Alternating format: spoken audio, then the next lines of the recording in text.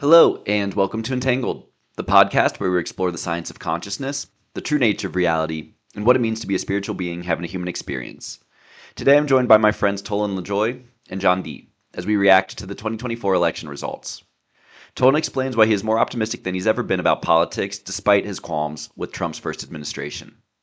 John highlights the issues around which Republicans coalesced, including illegal immigration. We discuss the lack of substance in the Democrats' policy platform and the widening gap within the American electorate since the COVID pandemic. We consider the hypocrisy of the Russiagate collusion narrative relative to the corruption of Biden's family in Ukraine, including the suppression of Hunter Biden's laptop. Next, we consider the failure of the Afghanistan withdrawal and the disastrous handling of the Ukraine war. We question what happened to the anti-war left and why the "my body, my choice" advocates were silent to the coercion used during the mRNA vaccine rollout.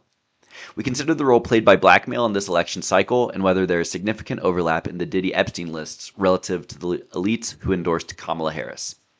Next, we consider the craziness of the midsummer election period. Over 2 weeks, Donald Trump narrowly avoided assassination. Shortly thereafter, his opponent, Joe Biden, was replaced by a candidate, Kamala Harris, in an effective coup led by the Democrat Party elites and their donors. We then consider the information gap for the election between those on X versus those who get their news from the legacy media. From there, we discuss the development of wokeism, victim mentality, and statism. We discuss declining birth rates, the attack on the nuclear family, inflation, and the income tax. We get into pardons for Russ Ulbricht, Julian Assange, and Edward Snowden, and the impact of tariffs. We consider Bitcoin, whether the USD could be strengthened by holding crypto reserves in the Treasury, and the dangers of CBDCs. Next, we discuss climate change, the control of energy, and the strengths of nuclear power. We talk about the shift in the youth vote to the right and how this was impacted by the Free Palestine protests on college campuses. We consider how the Department of Government Efficiency, DOGE, will play out and the dangerous behaviors exhibited by certain individuals during the pandemic. From there, we discuss the role libertarians played in the election, how their influence can be seen in the modern Republican Party's platform, and whether the landscape is opening for a third political party. We talk about the issues of corporate consolidation, oligopoly, and regulatory capture, and discuss how we can fix our food supply. We consider the impact of gentrification and the rise in housing prices. We end the conversation on overcoming blackpilling, concerns we've had about civil unrest related to the election, and an optimistic outlook for the future of America. This outro is titled DJT for the Win, the People's Champion in the Political Comeback of the Century. Outros are available for this and all episodes at entangledpodcast.substack.com. Music from the show is available on the Spotify playlist Entangled the Vibes. If you like the show, please drop a 5-star review and subscribe on Substack, Spotify, Apple, or wherever you listen to podcasts. Please enjoy the episode.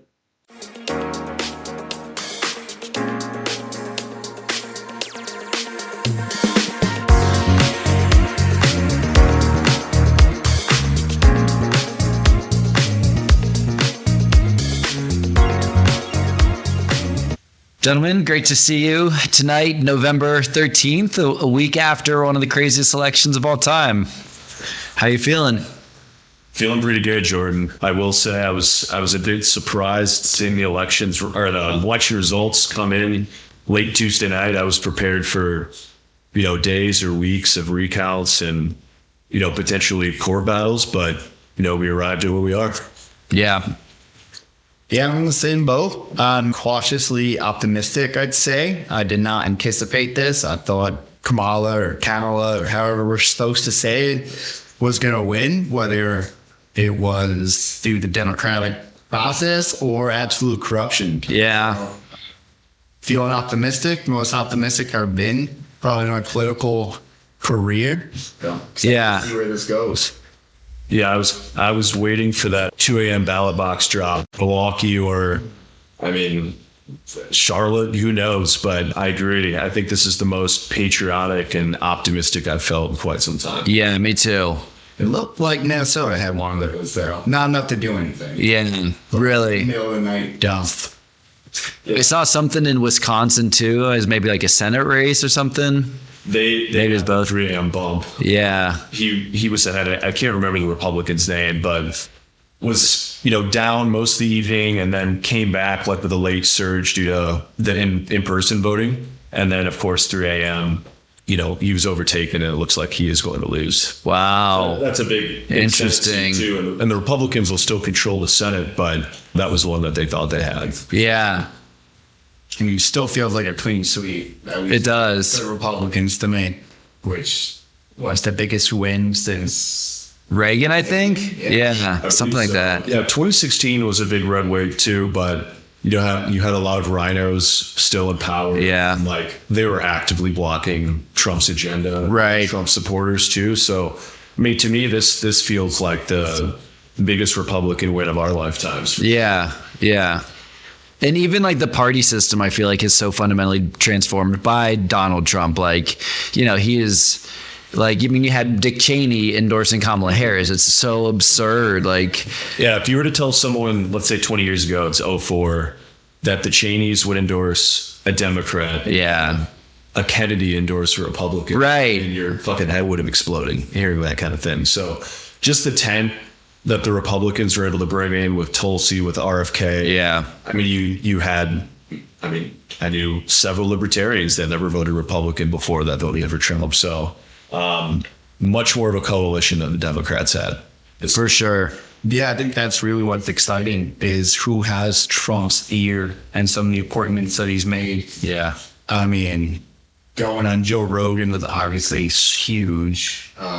Doing all the podcasts with long form conversations, you could actually like break down what he thinks. I mean, I'm admittedly not the biggest Trump supporter, yeah, but just from having Elon, from having Vivek, from Tulsi, I mean, these are all other people I really respect. So, yeah. and going to the Libertarian Convention, obviously I'm a Libertarian. That was cool. I love that he did that. And the Libertarians booed him almost off. Yeah, that was crazy. Yeah, that was in June or July of this year, right? Right. Yeah, I thought that was interesting. I think it took some balls for Trump to do that too, but it showed. Even with the crypto community too, like he was pulling a lot of support from these places I wouldn't have expected. Yeah, In previous runs. he was really a unifier this time around. He was tapping into the rest of the anti-establishment. Yeah, I mean, the Libertarians stood on this forefront for so long. And then crypto, I mean, I've been interested in crypto since basically 2012. So the fact that he's at least given them an ear, I mean, it's waking a lot of people up. It's changing Yeah. their minds. yeah. What's your qualms with Donald Trump? Okay. So I haven't been a libertarian since 2008. And one of the big things that pushed me towards that party was the anti-war. So I was not thrilled with the wars continuing. I understand he's probably the most anti-war president we've had in the decades, which I would give him credit for. But at the same time, we're still bombing countries all across the globe. Sure. And then handle the pandemic, COVID-19. I mean, that was, in my eyes, tyrannical on every single level. Yeah. And he shut the economy down. He printed checks and gave them out to people. Yeah. But at least that was to the people, right? Most of the time things when they print money it's just going to the top. Right. And, obviously the Democrats were a lot worse on that. Yeah. Still played. What about the lockdowns though? Because I mean, maybe this is splitting hairs, maybe not, but wasn't it officially like he said the states get to decide and each governor got to choose what to do? I can't say confidently exactly what happened, but I'm pretty sure the original 2 weeks to stop the spread. Yeah. Federal. He mandated it. Yeah. But I wouldn't want to be quoted on that. No, I think. Yeah. No worries. I'd have to look it up again, but the lockdown did start under his control. Right. No, that's totally fair. I think 2020 is probably like most people's who aren't brainwashed to hate him, like who actually have rational reasons to hate him. Like that's why it's like, and look, there were a lot of questionable decisions made. The most money out of the industry and administered prior to him. Right. Unfortunately, not after him.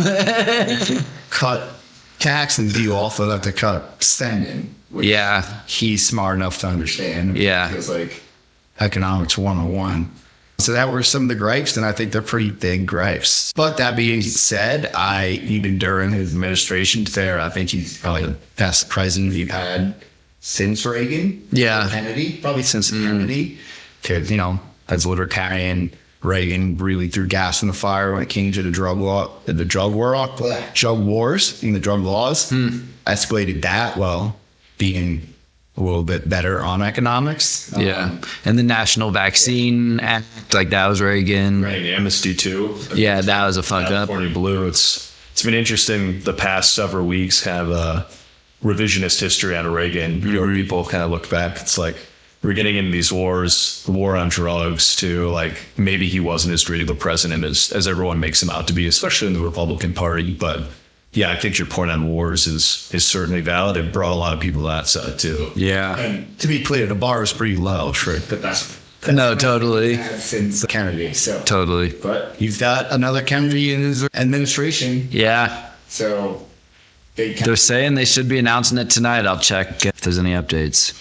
Yeah, that's exciting. I was reading about Kennedy a little bit, I don't know, earlier this week, and I learned that because they were talking about these different appointments of people that, are young and maybe have not had any political experience of this magnitude before. Like holding a cabinet position is obviously a huge deal. Yeah. Like Robert Kennedy, he became Attorney General at age 35. Is considered one of the best we've ever had never tried anyone in court. Like It's a good point. Becomes Attorney General. Now that's just a small example, but I think, Tulsi's appointment, hopefully RFK's too. Like these are people that, clearly what we've been doing hasn't been working. So I'm all for shitting it up. Yeah. and his appointments last administration too were not. Yeah, I agree. Totally. I think anyone who has an anti-establishment mindset or has been in it for a while knew that while he was appointing that. Yeah. So did a lot better this time. Like Yeah. I said, I'm the most optimistic I've ever been since it's really got an interest in politics. Just the talk of cutting Yeah. government programs, cutting spending, ending wars. I mean, it was stuff that are not only avoiding me, but some I think hurting the help every person in this country. Yeah. I agree, man. Yeah. I think it's clear economics is probably, and inflation is the main reason he was elected. That or the amount of immigrants we're getting in the country. Right. Not only bringing immigrants of the country, which I'm actually pro-immigration. Yeah. But then trying to put them on a government funding. It's crazy. I mean, we are trillions and trillions of dollars in debt. It's crazy. We cannot continue to do this. Yeah.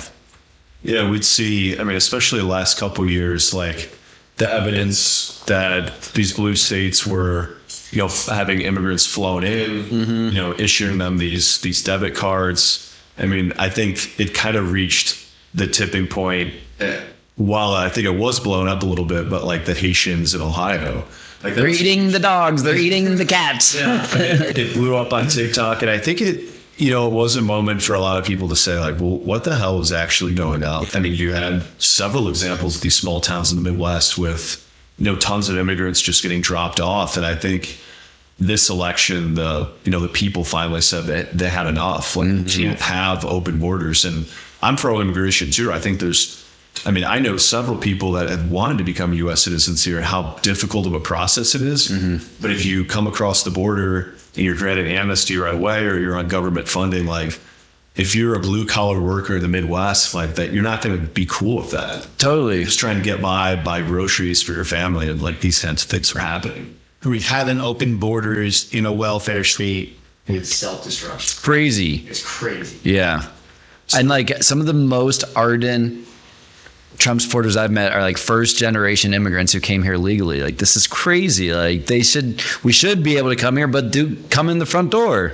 And I think this is an important point to make about why Kamala's campaign was such a disaster, because they grouped Latinos or Latinx, where, if you have Latino Americans that have been here, some for generations in Texas or all over this country, but, Mexican Americans who've been here a while, like they're not down with, Colombians or Venezuelans who've been, that have come here illegally. Yeah. You can't just group all these people into one. And I think Crazy. the Latino vote for Trump definitely reflected that. Yeah, that was huge. It was huge. Male Latino voters broke for Trump. Female Latino voters were much closer than it was. I think they went up like 15 points compared to 2020. Yeah. And this was a staunch demographic that was always voted Democrat. Totally. At this time. Like, I mean, you see across the board, Asian Americans were more for Trump. Native Americans were more for Trump. Yeah, this has never happened before. I mean, maybe since Reagan. Yeah. Could have even been before that for Republicans. Yeah. He made huge gains with all those demographics. But, I mean, who would have thought all those people would vote for Hitler?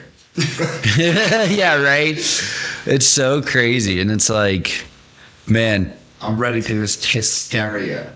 This hysterical crybaby reaction through the election. yeah.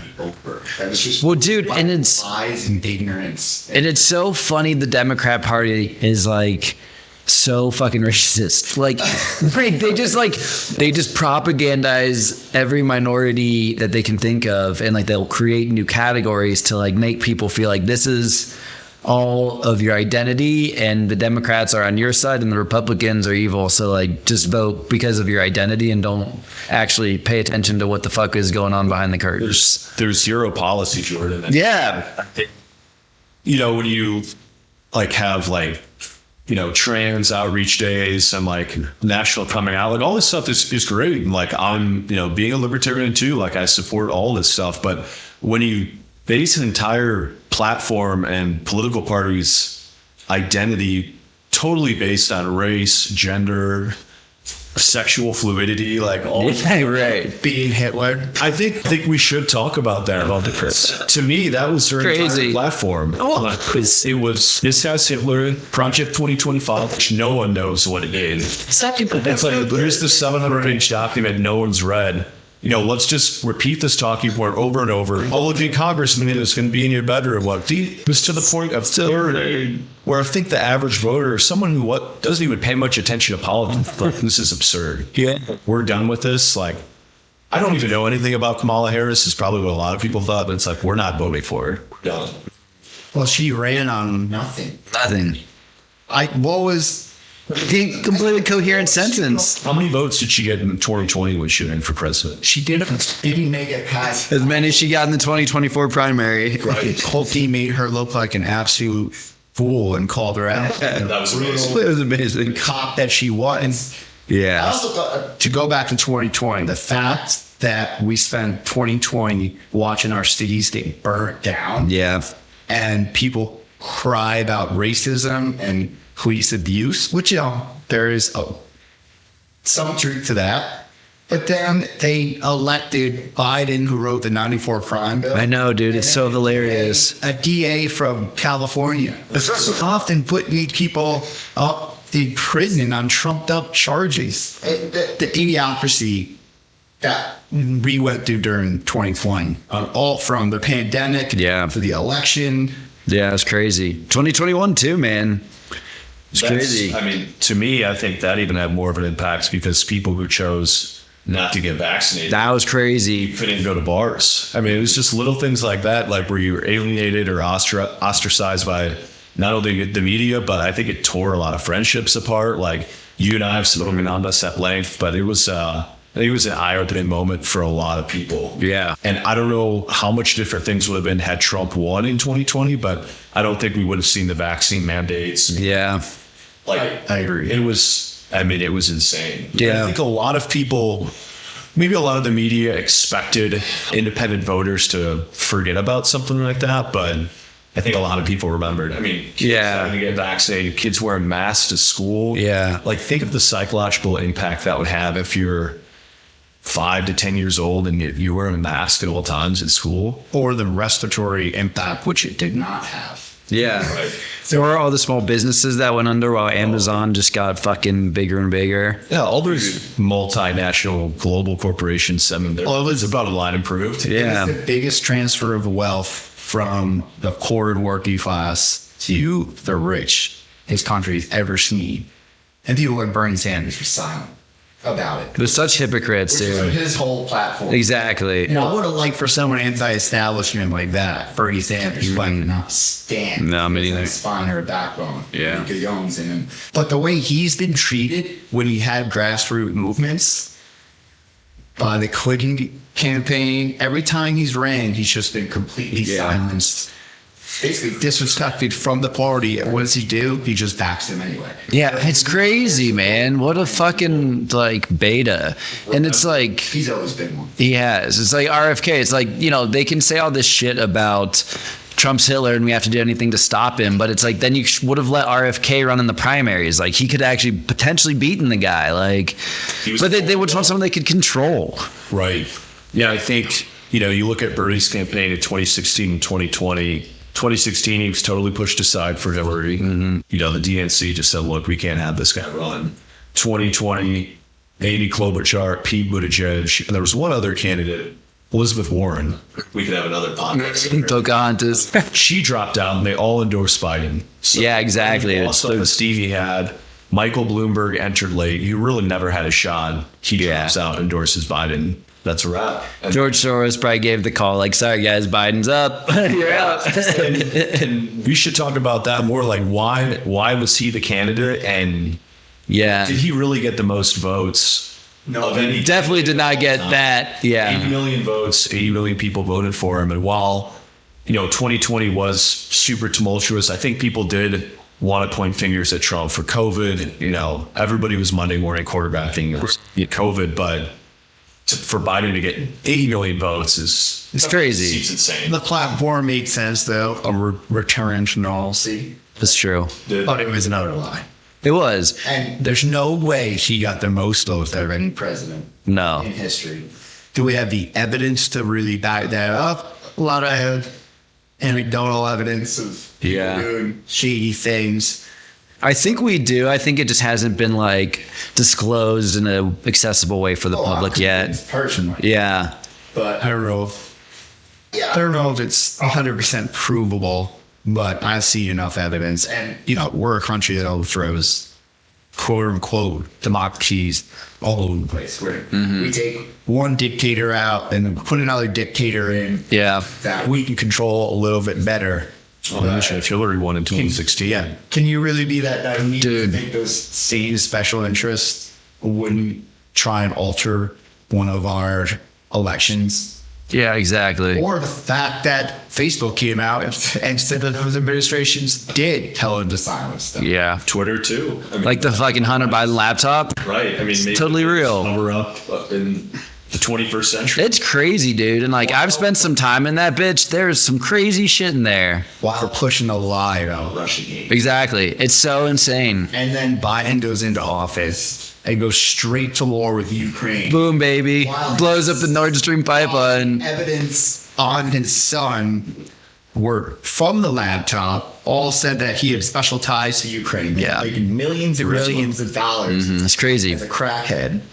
But there's no special interest there. There's no interference or there's no working with another government there. It's just hypocrisy. It's so hypocritical. It's crazy.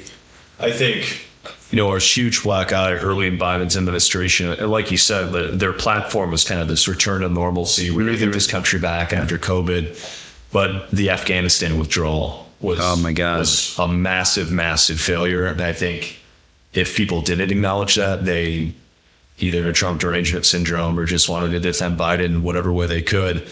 But then you have the war in Ukraine happen, which by all accounts seemed like it was avoidable.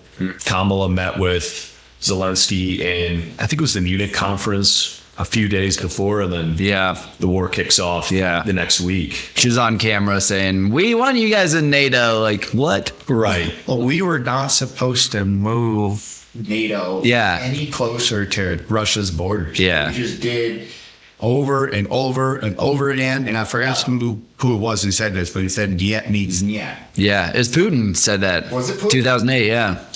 And we just Mix the chords too, right? Yeah. continue to creep crazy. closer and closer to them. And, you know, we wouldn't take that from any country. Bucharest. To us at all. Yeah. Like if China or Russia were in the Bahamas or Cuba, I mean, one of those already happened, and bring their military alliance that close to our border, we would be pretty frustrated with that. It's crazy. I mean, it's like it shouldn't be that hard to understand. Like, yeah, of course they don't want fucking nuclear weapons on their border. Like, we wouldn't want that in Mexico or Canada or Cuba. Like, this is what almost happened last time. It's the exact same fucking thing. Like, but it fit the narrative of the mainstream media too, that Russia was this massive enemy of ours, and that Putin was controlling our elections and our electorate, Russian troll farms, they were controlling Twitter, all the stuff that was clearly bullshit. Yeah. Like, I don't think Putin had any interest in going to war with the West. It's not in their economic interest to do so. All of these people in Russia got rich when the Soviet Union broke up and they controlled all these natural resources. These guys don't want to, torpedo their net worth by going to war with the United States. Right. Exactly. We're a threat to anyone. We are. Exactly. Well, who's been the country overthrowing governments for the last 70 years? Like, give me a fucking break. Yeah. And, what happened to the anti-war left? Totally, dude. They fucking sold out to Northrop Grumman. It's crazy. When Obama was running, that was like one thing I'll always try and be on their side if I was because during that time conservatives really couldn't stand liberals. I was a liberal back then. Like, was the anti-war platform free speech? Like, sorry. Times have changed. It's crazy. When you look throughout history, Democrats are actually responsible for the majority of the wars, not by much, but from wars and interventions. Yeah. Where's the anti-war left? They're gone. When did that change? Obama, I think Obama did a really good, because he came in on a whole platform of anti-war, and then the media just gave him such a pass. Meanwhile, he fucking went and bombed 7 different countries. They called him the drone king. Like, he was murdering people all over the place. It's crazy. I think the propaganda really started to pick up. And this is the point I get from Dave Smith a lot, is 2012 during the Occupy Wall Street, where you had the Tea Party on the conservatives that were anti-establishment, and you had the Occupy Wall Street guys who anti-capitalism, but also anti these banks getting bailed out. And after that, there's this study I saw, which I can't quote, but there's trend in the woke terminology. And I've heard that. And if you kind of look back, ever since that, everything was separated by race. Yeah. Anti-war stuff left, but everyone was just all these things that really don't matter. Your sexual orientation, your gender, your race, all became the focus, and our national debt discussion went away. Right. The wars that we're in, being anti-war, that discussion went away. All the real issues that the left and the right were kind of seeing common ground on during those times just completely disappeared. Everyone was on each other's neck. Almost like a civil war. Yeah. And at some point, too, it became dangerous to be patriotic. Yeah. I don't know if that was It's weird. at the end of Obama's second term, or maybe it was the rise of Trump, but it, I remember talking to one of my friends who lives in Nebraska now, but he lived in Arizona. He's lived all over, but he's like, you could tell who the Republicans were in his neighborhood because they fly flags. And it's when we were kids, that was a normal. Exactly. Everybody had the ribbon for support our troops. Post 9/11, I felt like, and we were all young, but the country was very patriotic. We were at least united against something, and looking back on it is, a disaster to be united against these, or to be for these wars. But it does seem like there was some sort of shift, like you said, 2012, Tea Party movement, Occupy Wall Street. Something changed then, and that's probably what led to the rise of Trump in the first place. Yeah.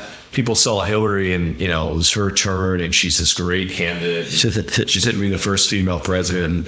Jordan, I know you know a lot of the stuff is true, but that was the first sign of populism in this country, I think. Yeah, that was awesome. On Paul, and Mitt Romney certainly wasn't the guy to restore the republic. No. And he got smoked by Obama. He was a terrible candidate. Paul Ryan was awful too. They just wanted to continue these wars. Yeah, the first rhinos that got a massive platform, but something shifted. I'm not sure what it was. If it was Obama, but again, it at least led us to defeating Hillary Clinton. Which man, was a big moment for this country. I agree, man. I mean, I think if she had won and the pandemic hits with her as president, we're in a very different world right now, completely different. Different too. Yeah, that's a great point. Yeah, and you were talking about the pandemic earlier, and that's actually the reason I left New York and born and raised there.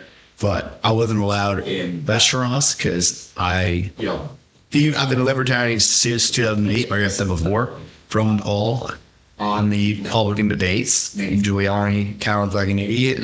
He was great. That really sparked my interest, and I was like, this Republican Party's got nothing for me. But back to COVID, I mean, I lost my job, basically for no reason. I wasn't allowed in restaurants. They would station costs at like the hiking trails in upstate New York, so you couldn't even go hiking. Just like Crazy. in California, trying to get people for surfing. And so I take health and fitness very seriously, and having some of the most grotesque people, Rachel Levine. that had to do with my body for my health. I was like, I'm going to the gym every day for like an hour or 2 hours. Yes. Put a lot of effort into my health. I need healthy. This vaccine is not going to make me any healthier, and I could already see from the people I've like found to get news from that it wasn't very effective. Yeah. That it wasn't going through all the studies that it required. And then, who the hell, like, my body, my choice, right? Exactly. What happened to that, right? Like that. It's crazy. That made its head a lot with the outrage after this last election. I'm like, you people who are saying my body, my choice, Yeah. we're fine with vaccine passports and not being allowed to go to a restaurant. I know, man. It's crazy. Or it's like how an experimental big pharmaceutical corporation fucking drugging you, which again, what happened to the left? The people who hate fascism, who hate dude, it's so hypocritical. They just repeat whatever the people on the TV tell them to hate, you know. It's crazy. Exactly. Stephen Colbert was dancing with a bunch of women in vaccine outfits. Just like so weird. Does he have the worst case of Trump derangement syndrome? He might, dude. That guy's a freak. Yeah. Stephen Colbert. Yeah. Kimmel, another example. Yeah. I mean, we could go on. Did you see Kimmel breaking down in tears after the day after the election? Yeah. That was pretty great. I was on the main show. Now, like, Kimmel. Yeah. Exactly. You had girls jumping on a trampoline in their underwear on your TV show, but now you're more Yeah, exactly. like. I used to listen to Stern in the morning going to work. Oh, everybody loved Howard Stern. I've heard listening on your radio show. Mm-hmm. Well, but now you're more morally above us all because you loaded the way the establishment told you to. Yeah. Oh, and who funds all the commercials for the mainstream media or corporate media or whatever you want to call it, dinosaur media, pharmaceutical companies, are every commercial. Mm-hmm. But for some reason, people just have blinders. It's crazy. Speaking of funding and celebrities, I'd heard this the other day, and I had to fact check it because I couldn't believe it. But in the 103 days of Kamala's campaign, her staff was paid over $600 million. And that's what was acknowledged. Like when they reported Trump's campaign, we said $10 million in the same span. Megan Thee Stallion got $5 million to perform in Milwaukee. Oprah had millions paid to her. Al Sharpton, who did an interview with Kamala Harris, was paid $500,000 to his nonprofit organization, which is probably a giant scheme. Anyway, but they didn't even disclose these until after the election. Where any strand of media integrity, I think, was destroyed last Tuesday, and the people spoke out against it. But I mean, she spent billions on her campaign with these ads, with paying off people to support her. And you got all these celebrity endorsements come pouring in. And I mean, just the hypocrisy behind all of it is crazy. Like, why? And hopefully this is the end of it. But why are all these entertainers like the bastion of morality? Yeah, exactly. Fuck these guys. Yeah, like I think most people have woken up. It's like these people don't care speak for about us. you. Yeah. They don't speak for us or the working class at all. Yeah, it's crazy. It's because Diddy's got a video of them. Seriously, man, that's Like, definitely do you it. think that is part of it? Like 100%. Like, blackmail. Definitely. Banks is blackmail for sure. Yeah. Like that. There has to be something. Like J-Lo, come on, give me a break. It's not a coincidence she's breaking down while, like, when's the last time you heard about J-Lo since she was at the Super Bowl? And now she's all over the news because she's, like, Diddy's girlfriend. And, oh, look, she's fucking endorsing Kamala. Same with Usher. Like, everyone knows. It's just, like, it's this weird thing where it's, like, we know, they know. We know, they know. Like, it's just, like, Who's who in the fucking zoo at this point? So Jordan and I were talking about this when we were at STM last weekend. Did you see the Cat Williams video? December or November? Something like that. He was on a Shannon Sharp's podcast and said they're all devious and says Diddy's name are going to be revealed. All evidently done to be revealed in 2024, which is a crazy prediction since it happened. Yeah. Called him out by me. Cat Williams, the prophet. Yeah, I do remember because that was Club Shay Shay or whatever the Exactly. Shannon Sharp. Yeah, he was just like taken back. I didn't know. Yeah, he didn't know how to react. what to say. It was pretty awesome, though. He handled it well. He did. And I think that certainly had an impact on this too, because more and more people, I think, whether it was the QAnon movement or Pizzagate, more and more people were awake to something sinister going on. Something deep is going on, for sure. And I think, we've talked about this a lot, Jordan, but this international blackmail that's going on. Yeah, I think yeah. a lot of these people are implicated, and they probably don't want a lot of these Epstein files and these top secret documents to get released, these black books. Yeah. Yeah, I know. And that episode, or Cat Williams said something about like being on Joe Rogan's show on some podcast, and then Joe brought him on, and that's been one of Joe's most popular podcasts too. So it's like people want to know what the fuck is going on. Same with the one with Tim Dillon and Alex Jones. Like the deeper he goes, the more popular his episodes are. Yeah, that's good. Rogan endorsed someone other than Bernie. I didn't think he'd do it. No, I didn't either.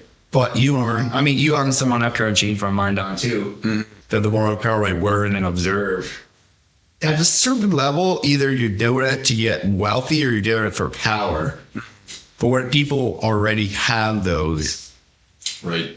and don't have anything to gain, then I'm a little bit more optimistic into hearing what they have to say. For sure.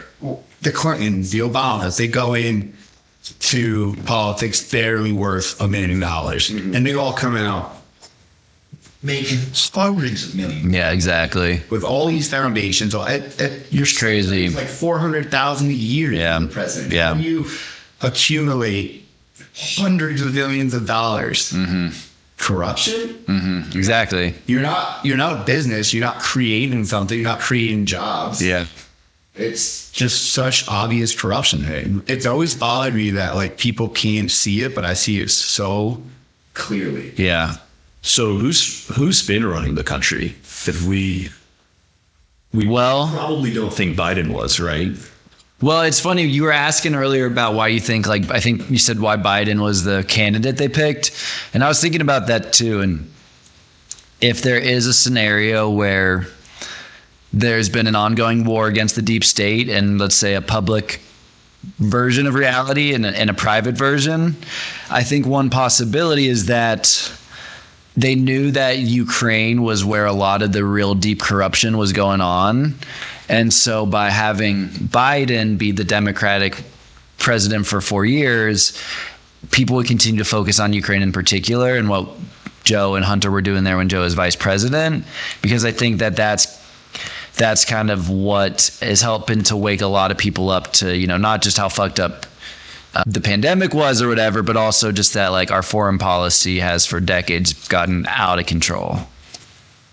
So that's my conspiracy theory for you, why I think they put up Biden. And what was the impetus of them not even having an open primary and essentially appointing Kamala Harris, Yeah. Trump gets shot the week later. I mean, that was like the craziest 2 weeks ever.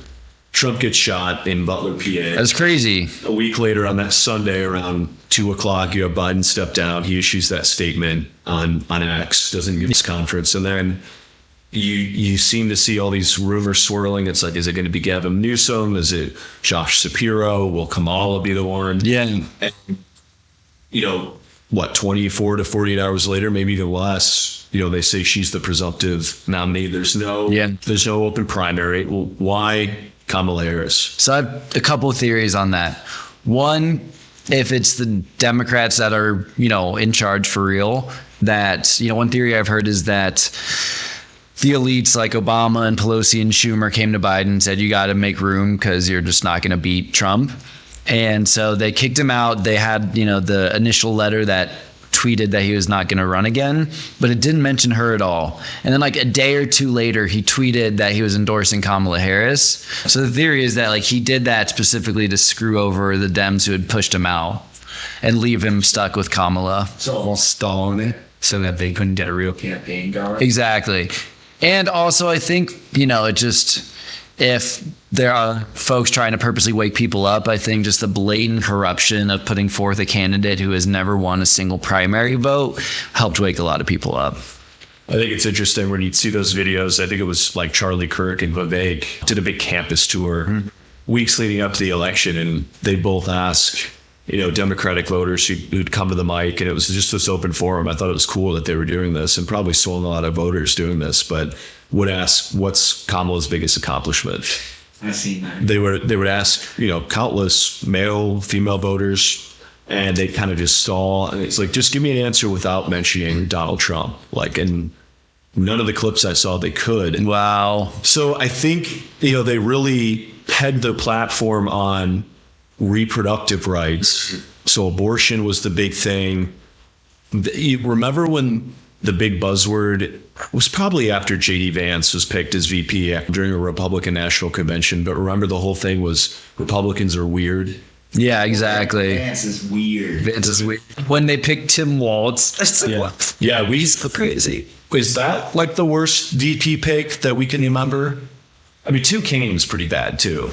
Yeah, but at least he was like a net, like nothing, Yeah, he was just like a plain Jane, built toast dude from Virginia. Who was just like prancing around. Walls. Remember they did that stunt of him pheasant hunting, and he put the shotgun. Yeah, it's so hilarious. I'm a real man. Yeah. That was there's so many missteps. I mean, we could talk about them for hours. We could. That video of all these. I mean, there were actors saying how I'm a real man. I'm gonna vote for. Oh, that was so cringe, dude. Like an SNL skit. Like I thought they were sending it to me. I'm like, is this like Tim Dillon who made this? Yeah. It did not seem real. Just the total overall fakeness of the entire campaign, and Walz, sanctimonious, talking down to people, and his wife up there, the whole thing was a disaster. I mean, it's crazy. The polls are as close as they were.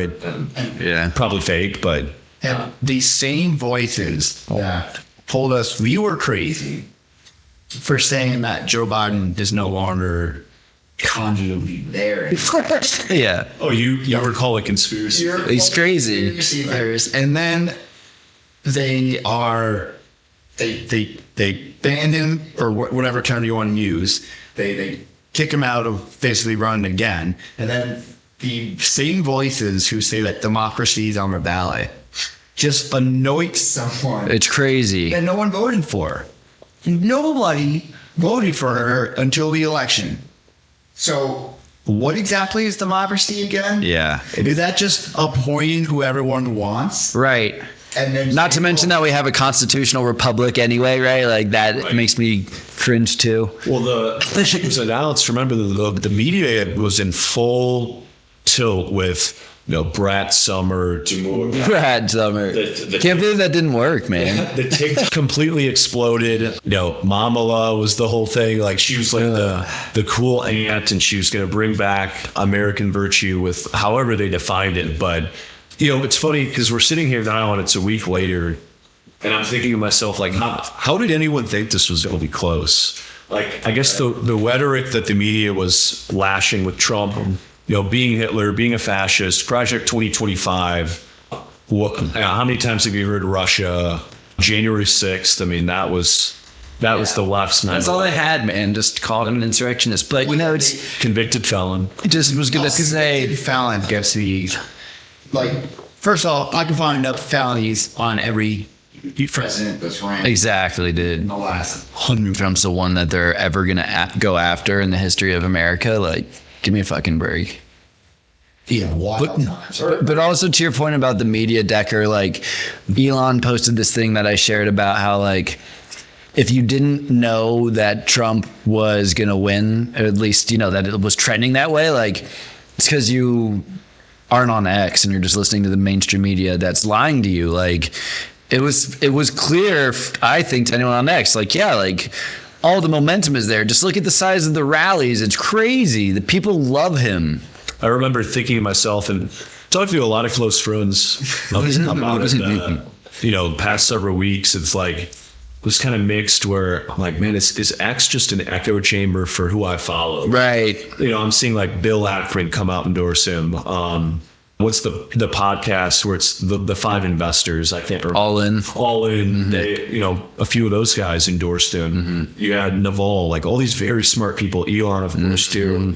I started to think to myself, like, wow, this feels a lot different even than 2016. Like, this is a real movement. But I was looking at the polls, I was studying the polls and looking at Market Watch and Kalshi betting markets, like all these things that they may have been there just to deter Republican voters, or I don't know. But then, other people I talked to, they're like, dude, this isn't going to be close. Mm-hmm. Anyone you talk to in my area is voting for Trump, or, most people I know are voting for Trump. And there seemed to be a shift, but I was thrown off by the polls. I was one of those guys that was watching those and put faith in those, and it wasn't even close. Yeah. It also appeared like the resistance wasn't what it's in the past. Yeah. And back to Kamala Harris and what she ran on. I didn't even really hear her talk much about like abortion rights and stuff like that. And then immediately after the election, every indoctrinated female I know was like, I'm worried about my daughter's rights, I'm worried about my rights, I'm worried about trans rights. I'm like, first off, you don't get to give positive rights to people. First off, only negative rights are protected by the government. No, like you said, if they can only really take things away. Yeah. You're not just granting more rights. Right. It's like the Patriot Act. It's like, we're never going to get those rights back. There's surveillance state. That's never going away. Or, trans rights. It's like, what rights do they have that no one else has? There's not. Right. What is there really even take away? I'm not advocating going to treat someone differently because they're trans, but giving them a new positive right or whatever rights they think are going to take away. That's also a minuscule fragment of our population. Well, but also like we've affected when everyone's groceries are affecting everyone. Right. When you're going grocery shopping, no one can afford a house unless you're getting $200K. Yeah. It turns out more people care about. Exactly. Women cared more about grocery costs than getting abortions and women's and men's sports. Men and women's sports. Yeah, exactly. These were crazy that people could feel at the pump, when they look at the receipt after they go to the grocery store. Those were the real issues. And the trans thing being such a big platform of the left, it never really made much sense to me. No, that's what you care about. It's Marxism, man. Just fucking my intelligence by telling me that people are supporting a fascist Nazi who hates women's rights. Exactly. I know Jewish people, I know females in my family that voted for him. Mm-hmm. Basically putting those characteristics on them, or saying they're too dumb to realize that he is basically the reincarnation of Hitler. Yeah. Which, if that is the case, I bet you want some neighbors with a Second Amendment to stop you from getting riled up, right?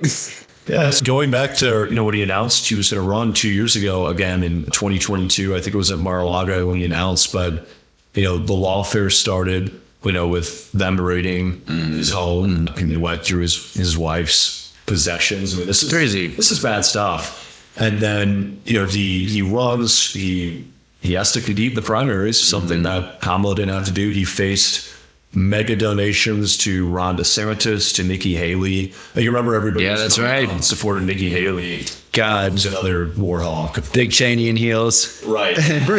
Yeah, but they really he crushed it around the debate stage. He did. I remember you were the first person to tell me about it. I don't think I've been more impressed by a new politician. Yeah, he's a star. Than seeing him talk, and really pumped he's going to be part of this administration. But Trump still had to go through all the things that any political candidate had to do, and that's with facing lawfare, arrest. There's an arrest that he had in Georgia. I don't even know what the convicted felon. Yeah, convicted felon. And more. 34 counts. And, It's for like the wrong bookkeeping or something, I think is the charge. First person in history. Felonies. And remember the Jean E. Carroll stuff, or E.G.? Yeah. She was Reed Hoffman, Anderson Cooper, and Rachel Maddow about all this money she had and how she was going to spend it. The whole thing was a joke to begin with. Yeah. And, he overcame 2 assassination attempts that we know of, countless lawfare. I mean, I thought he'd get to a point, if he lost, that he would get thrown in prison. Yeah. I thought that For was sure. a real possibility. Things would have started getting real scary, man. Censorship's a one-way street. Yeah. And, something that did draw me to him was how much just the establishment was against him. Totally. All the things that I see as a really big problem in this country were doing everything they could do to take this man out, and then eventually tried to actually take his life. And listen, these people who I despise, The worst people in the world. all paid for this guy. Yes. Yeah, all getting up from the media to your teachers. I have 2 nephews. I'm worried about what's going into their holidays. Yeah. School. And, is so many teachers are trying to convince them that they're a different gender. Yeah, they got to take pills and sterilize themselves. Yeah, so all these forces, which I cannot stand, are against this guy. Well, they're probably against him for some reason. Yeah. Right? There's something to it that they cannot stand. Yeah. Sometimes the enemy of your enemy is your friend. Right. I butchered you back there. No. It's a big chain policy, too. I remember, I'm sure you guys recall this too, but the week before the election, remember the report leaked that a top general of Trump, John Kelly, said that Trump wanted to surround himself with generals that, like Hitler or whatever. Hitler's generals. It's such a stupid thing. It's like, I don't know, if I was advising the president and I knew that he idolized Adolf Hitler, I think I would want to let the public know prior to a week before the election. Right. At least I would. And is there a better example of dog whistling? Totally. Oh, and if he is Hitler, why did you just peacefully give him power? Right? If he is that bad of a person, Right, exactly. why is he alive?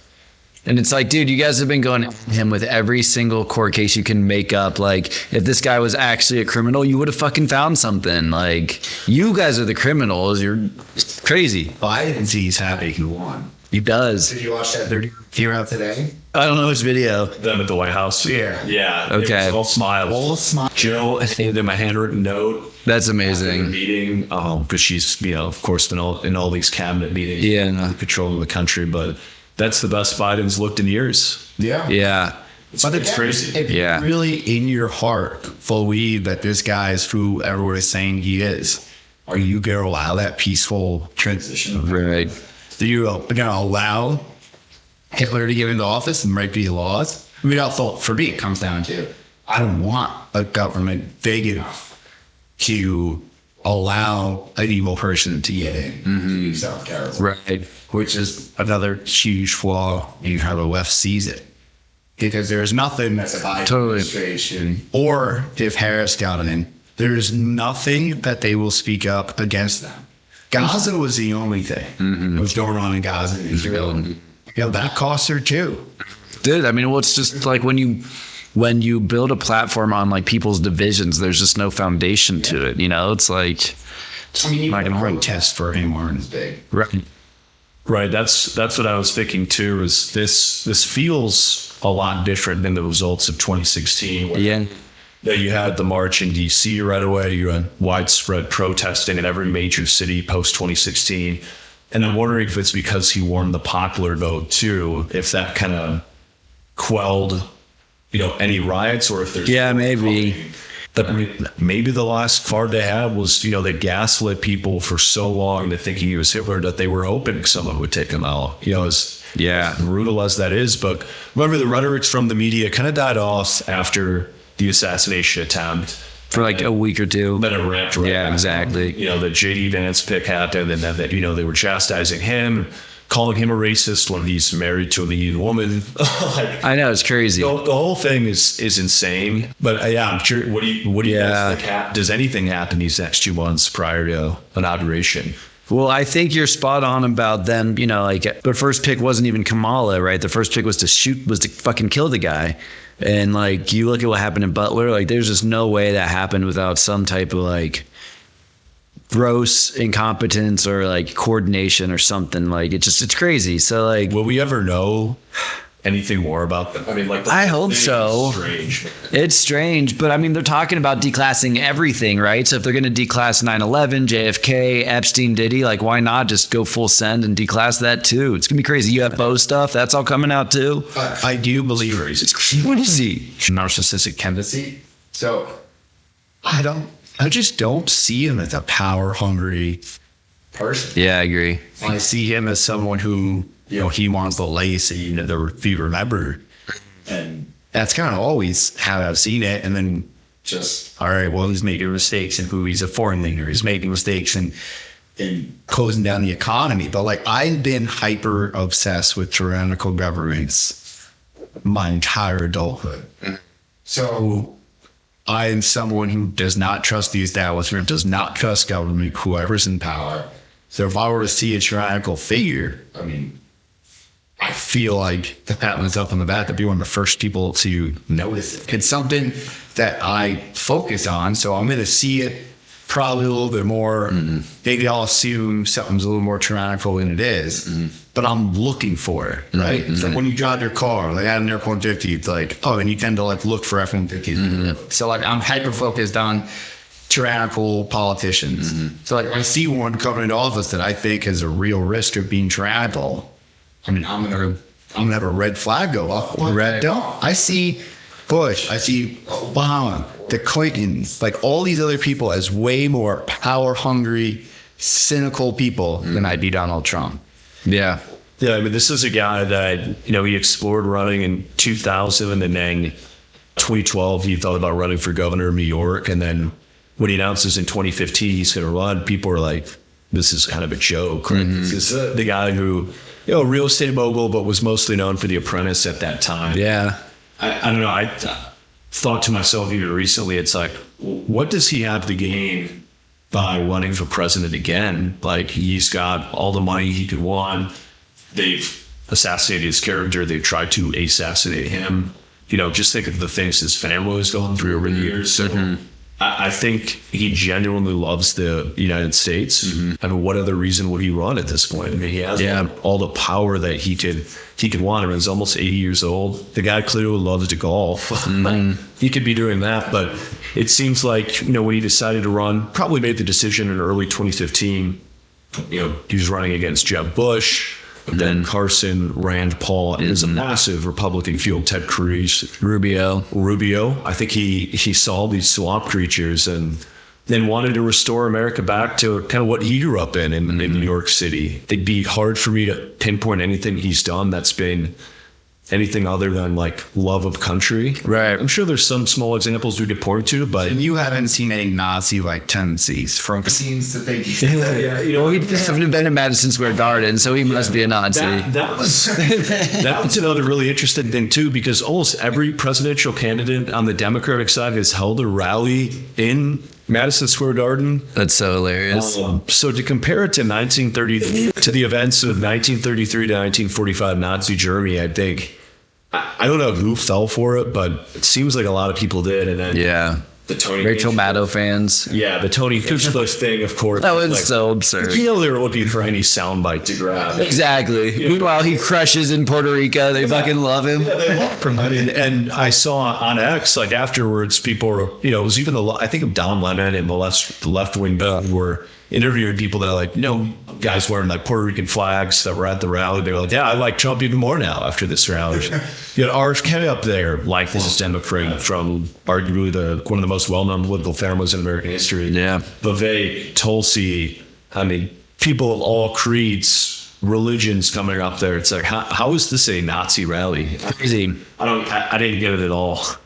And, it's something I obviously keep bringing up, but I think it's just such an egregious, like, back against the wall, like, grasping at straw. I have nothing else Exactly. other than, but it discredits how bad that man really was. There also shows you how little you actually understand about fascism in general. Because, like, I can make the argument that every single politician in this country Is a fascist. dollar from a lobbyist and write regulations is a fascist. Sure. Basically what it is. But you can't call one and Not the all, other. right? Because, like, every reason you have to call him a fascist applies to Biden, applies to Obama. Totally. Obamacare was written by insurance companies. Well, it's like they Maximize their profit, right? Yeah. It capped it at a percentage. So they just raise their overall fees, force everyone to be on it. And who benefited from that? The insurance company. Yeah. I don't know. It sounds like you want to push out the middle class. Exactly. Well, it's like they call Trump a fucking, misogynist, and it's like, meanwhile, Bill Clinton's been on Jeffrey Epstein's plane 80 million times, like, Insane. The Doug Emhoff is such a good guy, though. right? It's been, Or the recordings of Hillary Clinton laughing after getting a known rapist off. And Yeah. I saw people calling Trump a rapist. Like, who did he rape? Like, he's been in court every other year since he's been running for office. They would have got him on something if he did something. I'm almost impressed that he actually is this clean. Yeah. Because I didn't know if he was that, like, morally sound. Yeah. But they find it. At this point, if there was Exactly, dude. they would have found it. Jordan, you shared on your TES podcast recently the Jimmy Dore clip of Yeah. compilation of the media saying Trump's done, we got him, Russia, all this, like, they did. Bombshell. Yeah. Over bomb. To Tom Lemon we go. But all his, from the day he was, really the day he was elected on, it was this coordinated effort to get him impeached, to get him out somehow. I mean, for him to face the storm of that magnitude and not crazy. I think a lot of people respect that too. But Yeah. I mean, I'm really curious if this time around, if we see the same type of effort from the left. Like, We already are not seeing yet. Yeah, Which is like- it's good. It's like they've conceded. I kind of straddle conspiracy and always get really too much into it. Like, I like things that like you to prove what this bill was passed when this person has this in it. But the way like the resistance just fell off, Yeah. it's like, all right, did they let him win, or were they just, we're just getting better for the media. or were they reading a room and you're like, there's a lot of momentum behind this guy. And I think it's that. I think it's the latter. And I think that a lot of like the deep state's head has already gotten cut off. And so like we're just seeing kind of the last dying grips of it. And it's just like, it just was such a house of cards that like once you start that snowball effect of people waking up and catching on to their bullshit, and you have, a platform at scale like X where people can actually communicate freely, like they were done. It was down. That's going to happen. Elon gets a lot of credit. Totally. Do you guys think that was the biggest impact in Trump winning was X? Probably. Yeah. Elon buying Twitter and becoming X. I mean, it was a totally different platform than it was 4 years ago. that and the ultimate Media. Yeah. Rogan. Podcast. RFK Yeah. podcast that Yeah. changed the game. Totally. He was the first. I guess Bernie did it in 2016 with Rogan, and Tulsi, of course, did it. Yeah. But they hit it hard, and like people were hearing these ideas like just from like, Vivek and Tulsi and RFK, and it's just like people just I think developed a lot more refined understanding of what's actually going on in the world than they've ever had before. people don't like being lied to. Totally. We want the truth. The media lies to us all. And one thing that I've gotten from at least who I get my news from is that I trust them. Yeah. Because I do not believe they're lying. Yeah. They tell me to put on a surgical mask and it'll stop you from getting a virus that is airborne. I have enough knowledge of respiratory detection to say that's bullshit. Yeah. I performed fit tests for respirators for companies like Pfizer. I understand how this works. I understand the science or the applied science behind this, and you're fucking lying to me. Yeah. And I know you're lying. and people don't like being lied to. CNN, MSNBC, Fox, all of them lie straight to our faces all the time. And I think you're just starting to wake up to it. And they're tired of being pushed around and bullied and be talked down on if they don't have the same the exact rhetoric that you're spewing or regurgitating from wherever the hell you got it. Well, I think, post 2020, you saw, PBD's podcast and Dave Smith became really popular. Tim Dillon, Theo Rogan kept just all these people that it's like, wait, like these comedians and political commentators, Dave Smith, who's a comedian too, these are the people that a lot of citizens are getting their news from now, and they're talking to smart people that know a lot more about the political atmosphere than I would, or about the economy way more than I would, where it's like, wow, this is refreshing, instead of hearing Rachel Maddow just cry about Trump for a show. Exactly. Or was it Mark Cuban? Yeah, I can never get them straight. No, what happened to him? He got real quiet. He did. Yeah. But yeah, I mean, the power of the propaganda is definitely very strong. Because, a lot of my friends might not see me as good a friend anymore because I'm very outspoken. But some really intelligent people that I know. It's crazy, just man. have the most nonsensical opinions when it comes to just this. They can be completely rational about 90% of their life. And then something about this, all ration, logic, It goes out the window. open-minded thought just completely goes out the window. Rogan was like fucking fingers in their ears, it's like not wanting to just confront the reality that he's trying to them, I saw a study, it was published on X, but it was done post-election, where they surveyed hundreds of Republicans and hundreds of Democrats, and they found that if you were right-leaning and someone disagreed with you, you could still be their friend. If they went to the same church as you, or you played a real soccer, whatever. You wouldn't have a real issue with this person. If your uncle was super liberal, it's you're still going to see him at the Christmas party. It's no big deal. You watch the game, pretty normal stuff. They said if you were left-leaning, these respondents said they would prefer to cut ties with people who had right-leaning views. It's crazy. I thought that was a really interesting point because, we see it in our day-to-day lives too. It's really hard to change someone's mind that's super liberal, because it's I don't even know where to start. Right. The party of tolerance. Remind you, right? Yeah. That's what they preach. But I had a friend over and their partner, and me, my friend, and the partner all got grilled for pronouncing Kamala Harris wrong. Oh, you're telling me about that? Yeah, which just blew my mind. I have a very unique name, and my main employee information of my department of work has a very unique name.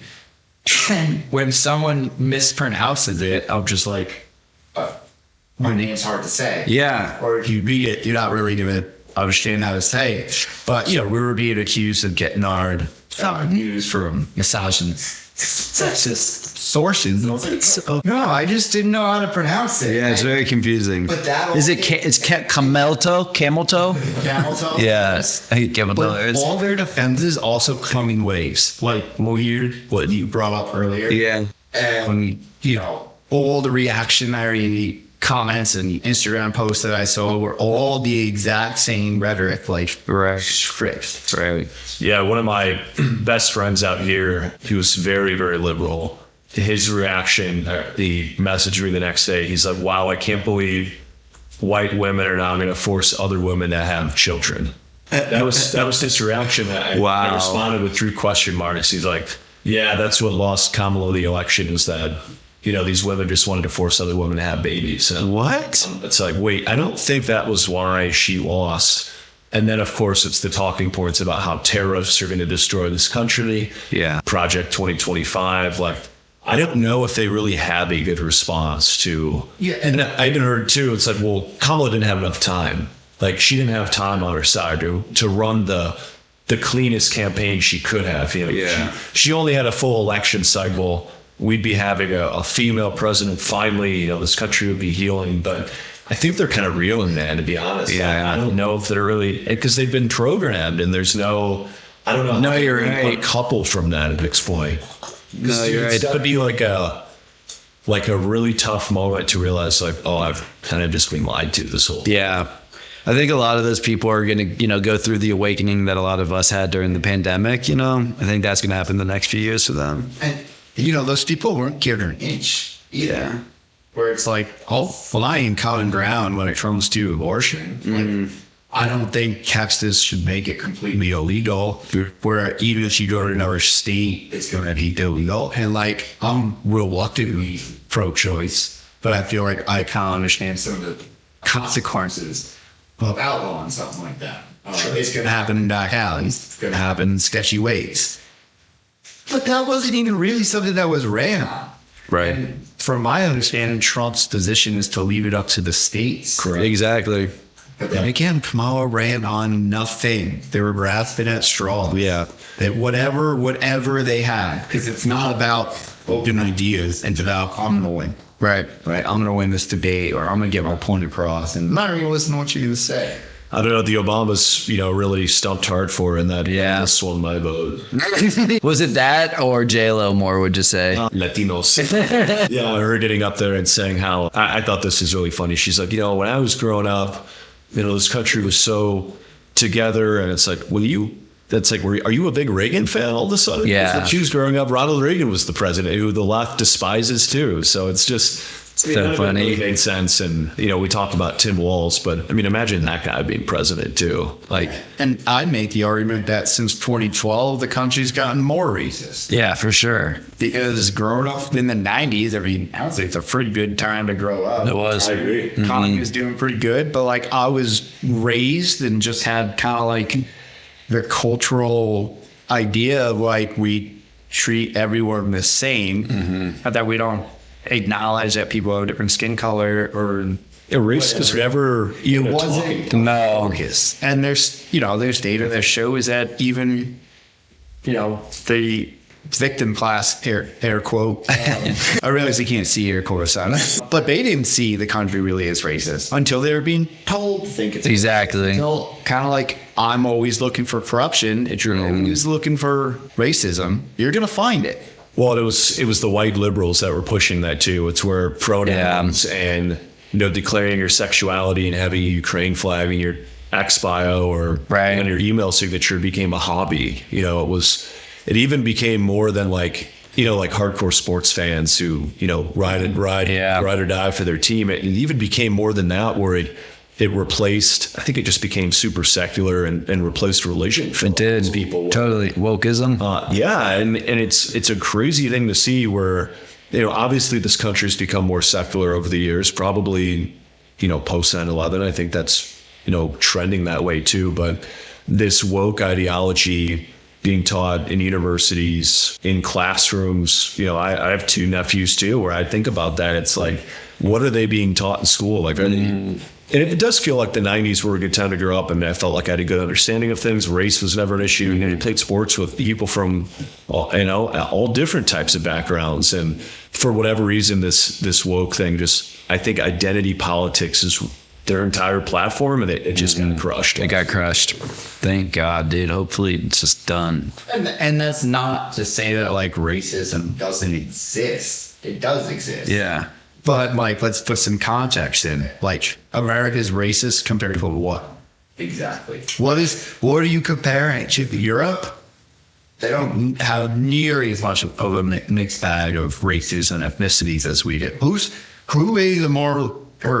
a less racist country than the United States? Right. I know what you mean. Anyone when you complain about these things, or even when you're looking back to the slavery times. It was all former past. It was.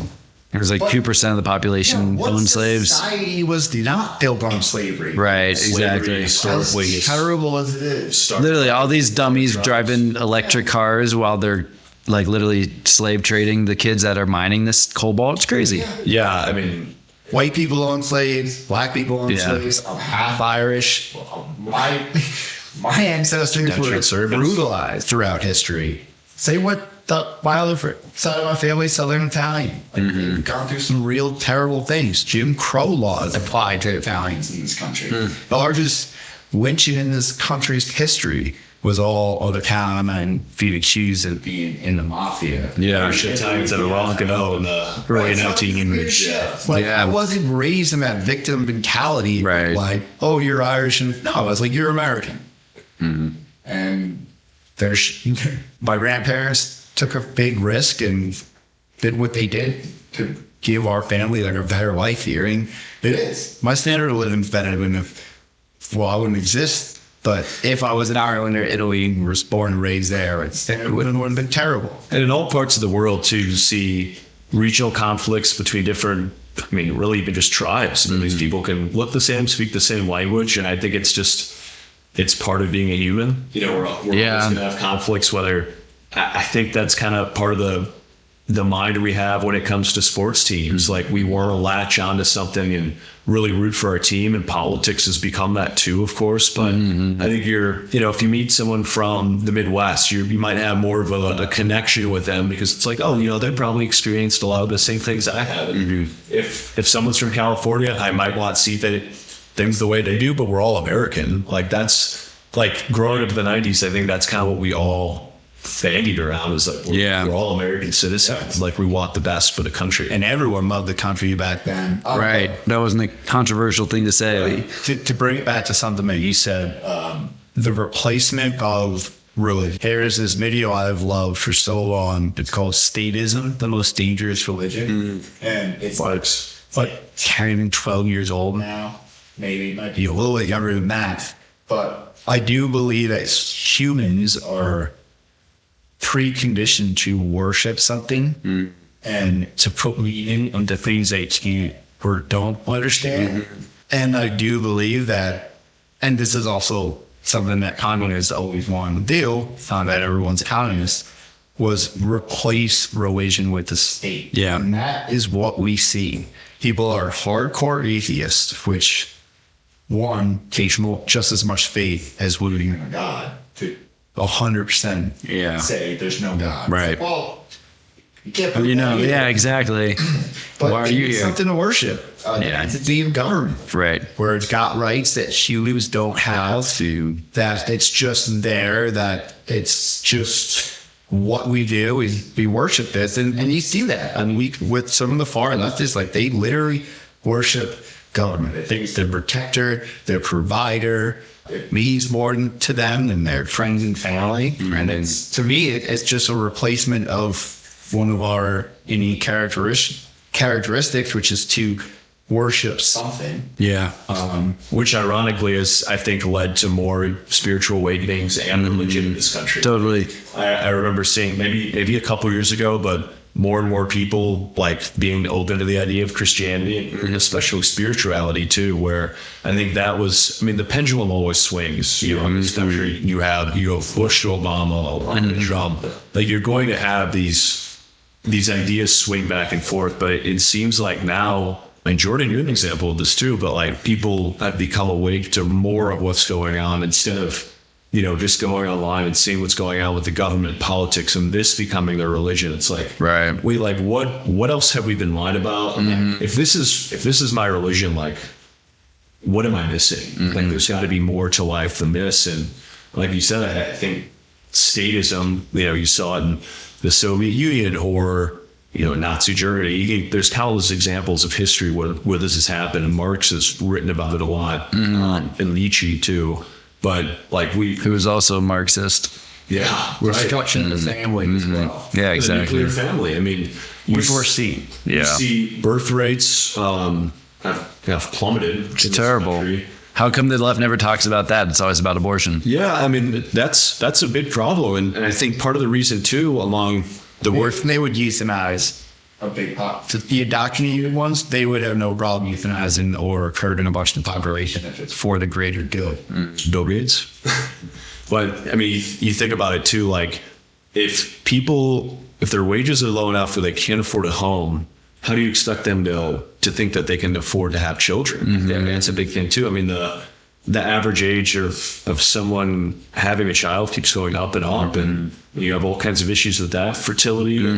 We could get into, male fertility rates dropping too, but I think it's a massive problem in the West. Even Elon's talked about it too. So you have pretty much every developed country in the Western world, the birth rate's going down. Meanwhile, third world countries, birth rate is going up, and they're getting imported into Western Europe, of course, the United States, Canada. So I think, it is a major problem. I think the one all preserved Western civilization, we've got to get back on track. Yeah. Part of that, whether it's religion, spirituality, or just the nuclear family, we've got to take steps in that direction. Yeah. Which is being attacked. It is. Absolutely. At all levels. And it talks about our culture too. And this hookup culture and not that I don't think women should work, but also at this point, most households, the mother and father working, which is less parent time with the children themselves. Yeah. Dollars that you could extract from these people. Exactly. It was just, totally. It was the whole feminist movement. And obviously women should have the same rights, but is that path making women more happy? It was all just a fucking scam so people wouldn't notice inflation, making it harder and harder to live. It's crazy. Well, inflation's been a key issue again for me since 2000. Never thought we would see the spike that we've seen. If you care about the working class and the people who are on the lower end of the income brackets, then you want them to keep as much money as they can. Exactly. Money to have as much purchasing power as possible. I mean, I can't go to the grocery store without spending at least $100. Impossible. When I was first becoming an adult, I'd go to the grocery store and spend $40 and have stuff for a week and a half, 2 weeks, and fill up my tank with the change. Now it's just not livable. People are sick of it. They're sick of being lied to and said, "Oh, this economy is good." Yeah. On what level? Yeah. Because the rate of inflation has slowed down, which is the only thing that the Fed actually tracks. What about the buying power from now to the 90s? Exactly. I'd like to see some more talk about going back to the gold standard. Yeah, let's make that happen. I've heard some rumblings from the Trump campaign. I didn't listen. I was optimistic. I came into this election cycle as pessimistic as possible. Yeah. I thought Kamala was going to win, or if Trump won, that we would see riots, and I'm wrong about that.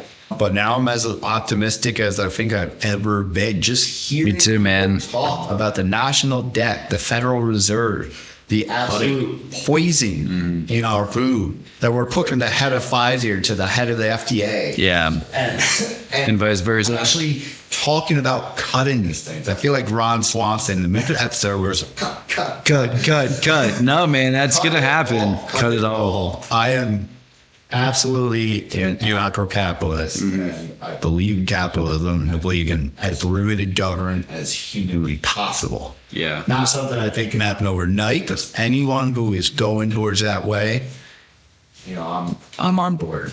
I mean, dude, I totally agree. And I really think that, not to get too head in the clouds, but I really think that this could be the biggest political change humanity's ever seen. If they do this right and we get off of the fucking central banking debt-based system and we develop AI that doesn't kill us but actually makes it so that everyone just has infinite energy and food and can just spend their time connecting with God and family and doesn't have to do shit that they don't want to do all day, it could be really, really a breakthrough. And who is the last president to bring up a fiat currency? Is it Ford? It's Kennedy. Yeah. There you go. It's crazy. And he got ice. Yep. And McKinley before him, right? And Lincoln, noticing a pattern. Yeah, he was big on tariffs. You think Trump's going to get rid of the income tax?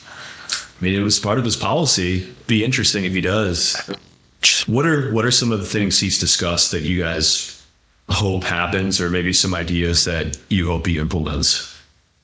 I hope he follows through with RFK being, HHS or Palisar or whatever it is. And then he just goes to town. He promised the libertarians he would release the Silk Road guy. Oh, yeah, Ross Ulbricht. Gay. Yeah. I saw he tweeted today that he's like, it's been a really dark 11 years, but I'm fine with seeing the light at the end of the tunnel. Wow, it's awesome. And I thought that was really cool. That's really cool. Julian Assange, I'd like to see the Edward Snowden. Yeah. See them freed. I don't anticipate that happening. Or if Ross gets freed, that'll be a big plus. But just the fact that he's open to more ideas of what has been considered fringe before. Yeah. My ideas are not fringe. Yeah. Like, It's just common sense. Right. yeah. Like, I'm sorry, I want to cut the deficit. Exactly. No, like I think If I ran my checkbook the way to go into, they'd be homeless. exactly. That's actually what sparked my interest into politics. Was I graduated high school in 2008, and then we went through a financial crisis, a recession, the largest one since the Great Depression. And I was like, well, how does money work? We're like, what's going on with the government that we have a debt? Like, a business can't have debt. We're no longer. And I dove in really deep and kind of found libertarianism and went into conspiracies. We were told that that's sort of libertarianism, but it was just pure interest in like, how can we have a debt? How can we have a deficit? Like, where does our money come from? Then we get into the Federal Reserve, and how it's not even federal and Doesn't hold reserves. and yeah, that's just been the whole he's been focusing. Yeah. And what I really think the issues are. I mean, the drug. They are. The drug wars, the actual wars, taxation, debt. I mean, that's huge. Get rid of the income tax. I mean, I would be so thrilled. Oh my God. It's almost like such a great idea that I'm like not getting hyped up about it. Yeah. I don't want it to not happen and be disappointed. Though, man, I feel like that'd be a game changer. The no tax on tips. Yeah. I think the tariffs, despite like the left talking points, I think that would bring a lot of business back to America. I agree. Even a company like Steve Madden that, they were going to build a factory in China. They're not going to do it now. Yeah. Like, so Trump isn't even in office yet. And you feel these reverberations throughout the economy with people saying, oh, maybe we shouldn't keep that plant in America after all, because the policies that us were using, it wasn't good for business. No, it's terrible. If you were a small business owner, you were just going to crush. The COVID restrictions, and all these big business taxes that they're levying too. I think it's going to be like a golden era for the American economy. Yeah. And it might not be right away, but I think in 2026, you're going to see a boom in building, whether it's building houses, infrastructure. I think you're going to see people spending a lot more money than they have the past several years. I think it's going to be a great thing for the economy and Trump in there. So I agree. We're seeing it. Yeah. The coin was ripping. $90,000 a coin. It's amazing. 90K, wasn't it like 40 something earlier in the year? Yeah. I think so, yeah. It's crazy. What do you think it gets up to? I think it'll probably break 100. For sure. Yeah. I remember you talking. Let's say like by this time next year, or let's say summer of next year. I bet it's over 150. Damn. Maybe that's bold. I think it'll spike up to like 100, then come back down around 90. But like both RFK and Vivek had some like real specific policies about like having the U.S. Treasury buy up a bunch of Bitcoin reserves, and like if we start doing that, the value of Bitcoin is just going to start to compound even more because more governments will do it. I don't know how that makes me feel though, the government getting into Bitcoin. The whole purpose was Well,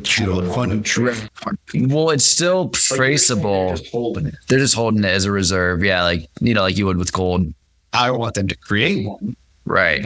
No, I agree. USDC is different. I think that's something that we were heading towards too. Yeah. I mean, the whole Or CBDCs. New world government and stuff like that's all real. It used to be conspiracies, but that's something that the heavy left would be very much invested in, and like a one world currency, and you control the currency, you control the people, or you control the energy, you control the people. I would love one of my most controversial opinions, based like outside of everything else I believe in, is that climate change is an absolute fucking scam. And I do believe we're having an impact on the climate.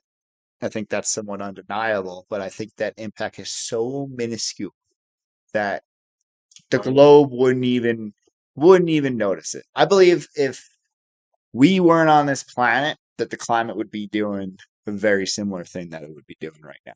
Well, no one could explain why the ocean's cooling, because if there's global warming, wouldn't the ocean be warmer? Like there's these things that people point to that's like, wait, maybe we should rethink global warming. And then you see, who's backing the Green New Deal? Exactly. And then, like you mentioned, like we're just exploiting kids in Angola for lithium and cobalt reserves. We're starting nuclear power plants up again. That's good. That's awesome. And like that used to be a big environmental, like, oh, it's like, wait, I thought you want carbon-free energy. Right, exactly. But you want to rely on unreliable energy that can't be turned on when demand goes up.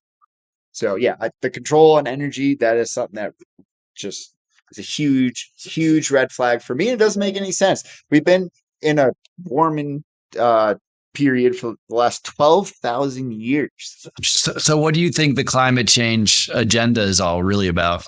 Controlling energy. You control energy, you control people. Everyone's driving an EV, you want to shut off the power, then what? At least you could store petroleum.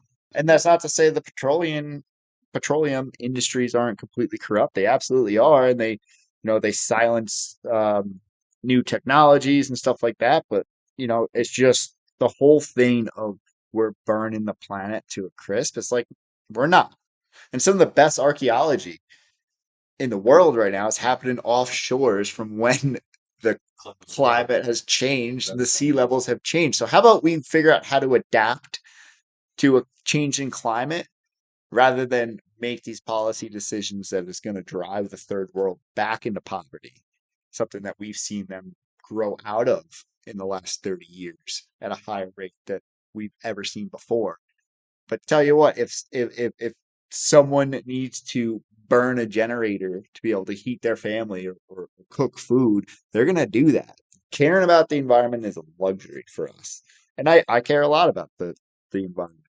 I grew up on the Hudson River, and Kennedy did a lot suing a lot of huge corporations who were just dumping into it. But yeah, I want clean rivers. I want clean air. But just to have the government interfere in a market that's not ready for all the advancements is super dangerous.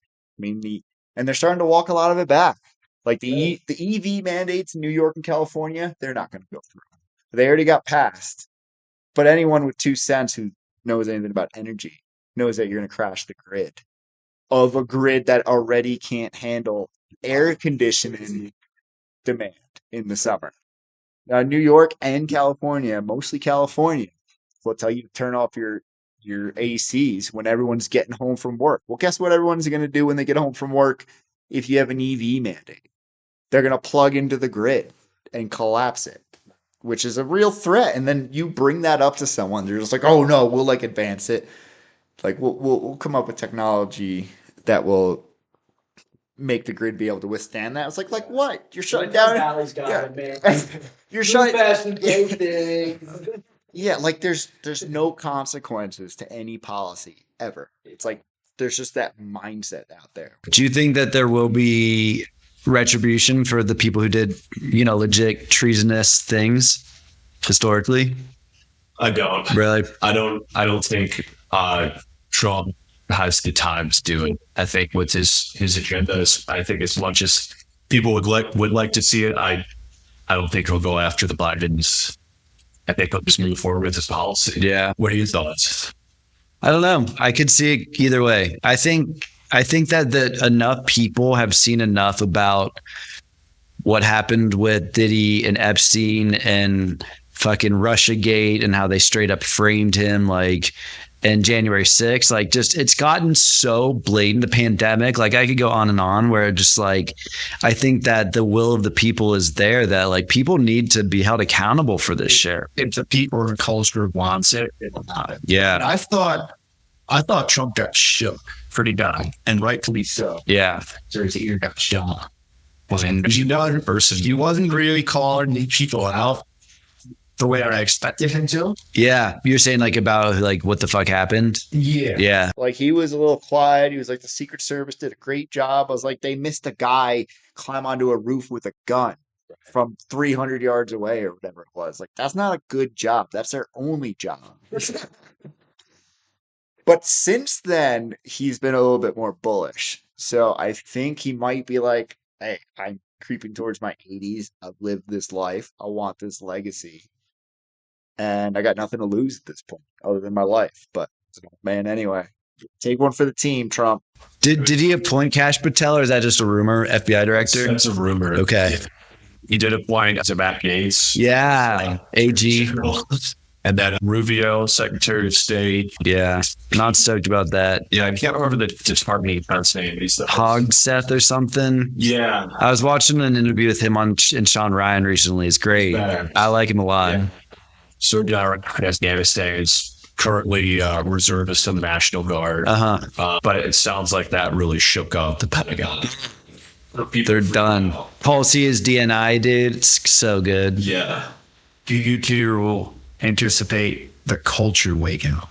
I think so. I think that, like, I agree. Once more and more people are like, "Hey, this is kind of a consensus." Exactly. Like, I think just step in line like they did when the consensus was that Trump's the worst thing. exactly. Like, I think Trump curb stomped so deeply that in this election that people are like, all right, fine. Like, what's going on? And now people are less like embarrassed to talk about it. Like, we are to wear the MAGA hats. It's like, all right, maybe I never gave the guy a chance and I should actually see what people are supportive of him about. I hope so. It'll take some strong character to look for you down draw 8 years. Totally.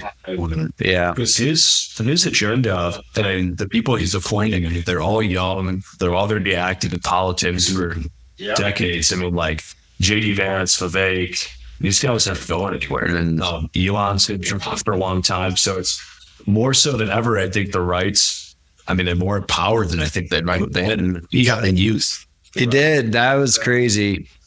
He got it. Which would have been unthinkable 4 years ago with what you see in college campuses. And I think, the Israel, Palestine, the protests on campus probably moved a lot of people to the right.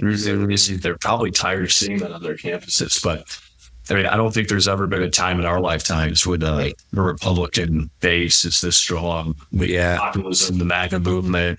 It's hard to see that going the way now. Like, if you're a Democratic strategist, like, what's your moves in 2028? Like, what's your plan? I don't know, man. Like, you're going to have all these special elections for Gates, Rubio's seat. Like, do they have a chance in these elections? Like, I think what's happening right now is so strong, they might not have an answer to it. Right. No, I think they'll go back to like moderate. I hope so. Actually, I also heard as a fake snap last night, but they'll run like an ideologue, maybe not like AOC or someone like that, and also run someone who's Like a Josh Shapiro. Right. so he would Hey, Judge. Yeah. who Harris shouldn't pay this. Yeah. He said shit. She couldn't distance herself from Palestine. Yeah, exactly. It's crazy. And she ran ads in PA that were pro-Israel. I mean, Michigan was pro-Palestine. Like, she didn't have a platform like we talked about. So, Meanwhile, Trump won with both of those groups. Yeah, it's crazy. I think I mentioned this to you when I saw you the other day, but Kamala got third most votes in Dearborn, Michigan, which is one of the largest Muslim communities. Oh, yeah. Jill Stein got more votes than Kamala, and Trump won the Muslim vote in Hamtramck, Michigan, which is the only city in the U.S. that has a predominantly Muslim population. Then Dearborn, Michigan, they went for Trump. Hell yeah. Which is, I mean, it's unthinkable. Like, they would vote for a Republican candidate. The hypocrisy of where they're calling what's happening in Gaza on genocide. I think those are really strong words. I am not thrilled with what Israel's doing. Sure. But you can't call that a genocide and then also the party who was calling that genocide run against someone they're calling Hitler against. Where it's like, all right, well, who's the one Exactly. eliminating a population based on your Exactly. And it's like, oh, what did Hillary Clinton do in Libya? Oh, made it a fucking failed state. Like, and where's the accountability there? Where's the genocide there? I do hope that Trump does not listen to all the war hawks Yeah. that are extremely pro-Israel and at least really us. Yeah. How do you guys feel about Rubio as Secretary of State? I don't trust him. Yeah, I don't either. Maybe he'll step in line again. Yeah, I remember I did like him when I was a lot younger, like maybe 2012. Like, he was kind of tapped as like the next star of the Republican Party. Yeah. Young guy, Cuban from Florida. He had a lot of cool ideas for that time in the Republican Party, which was coming off the heels of McCain's run for president. Yeah. Where it's like, okay, it's someone that's not like a old veteran white guy, or he's got some fresh ideas, he's bilingual. But then when he ran in 2016, the biggest criticism against him was like he was robotic. Like all of his talking points were like, it was clear like his donors instructed him to speak a certain way. Yeah. And then he got destroyed on the debate stage by DJT, baby. yeah, like called him Lil Barco and like the whole thing. And then he distanced himself from Trump from 2016 to 2020. And then, the last few years, I think, kind of buddy up to him, probably knowing he'd be up for a cabinet position. But I mean, he's a pretty staunch supporter of Israel, right? Yeah. And I know DeSantis is too, and I know those guys are tight. But I mean, at some point, he can't just appoint all Trump loyalists to his cabinet. I mean, he's done a pretty good job of doing it so far. Right. There's going to be people that, all three of us aren't going to agree with that he's appointing. But yeah, I mean, I've liked the pick so far. I think it's shaking things up in DC, and that's why we voted for him, right? Totally, man. A message sent to these bureaucrats. Yeah. I think we'll see presidential debates again. Yeah, I think so. Like 3, like normally. Yeah, I hope so. I hope that it's like so obviously rigged. Yeah, You get to see him really exchange ideas, and Trump's are pretty bad in debate, I guess. Oh, I thought after Kamala, it was like, this does not look good. Yeah. And then you saw just him and Biden once, which was a disaster. And then Kamala and Trump debating, and then you had the VP debate. But yeah, like you said, traditionally you had 3 debates. Yeah. And we didn't have that. It's a weird election cycle. We're just feeling how people run, and we're not even going to get to watch their strange ideas. Yeah, It's like, that's how little those people shake the balance. yeah, As like words. crazy. This is your appointed Yeah, we'll appoint this. regulator.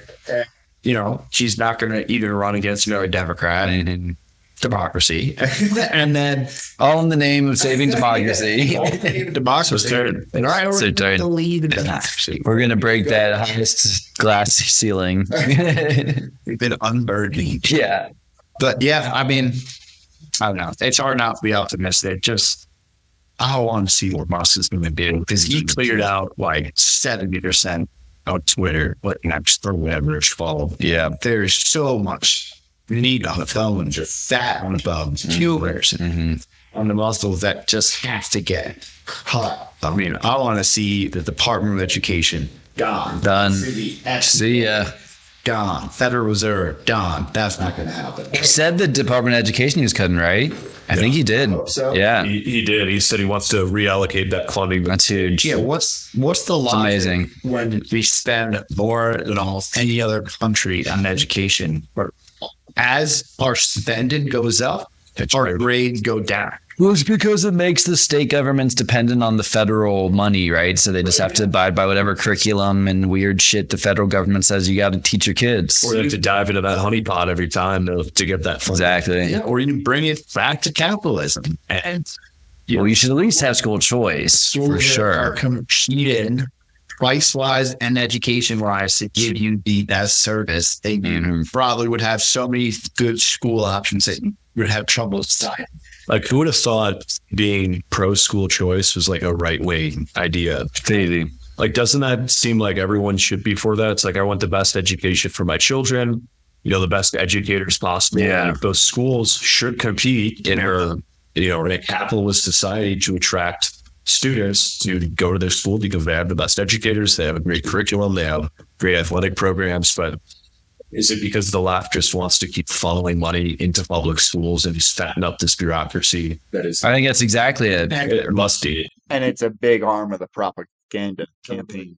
I mean, I knew from a young age that I was conservative in some aspect. And I remember just like not agreeing with my teachers. And the way it was in the 90s and 2000s is not anything like it is now.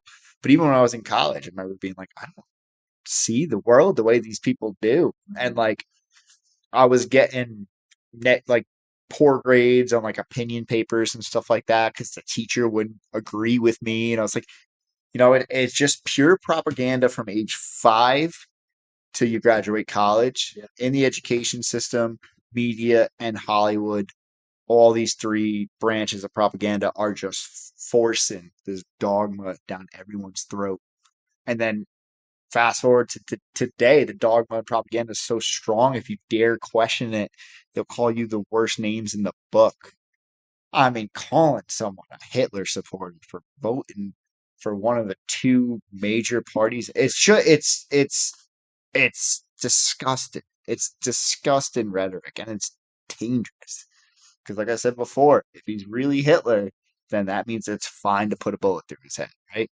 It's fine to talk down to his supporters. Again, that's all they have. It is. When talking about cutting the Department of Education too, it's like, I think it was 2 years ago, Javier Milei won in Argentina, and his whole, like this. He's awesome. Campaign, big hair, like had a chainsaw on the top. So he's gonna take down the Ministry of Education, the Ministry of Defense, all of these things that were, Argentina's inflation rate is the highest they ever had. They had a dictatorship in the 70s. Like, he said, we have to get back to what made us a successful country. Now, his approval ratings are super high. Like, when he got elected, it was kind of like a Trump type movement, a populism. But he got in, and I think you're seeing this more around the world too. Like El Salvador's president. I mean, they have the highest crime rate of any country in the Western world, only country in the third world.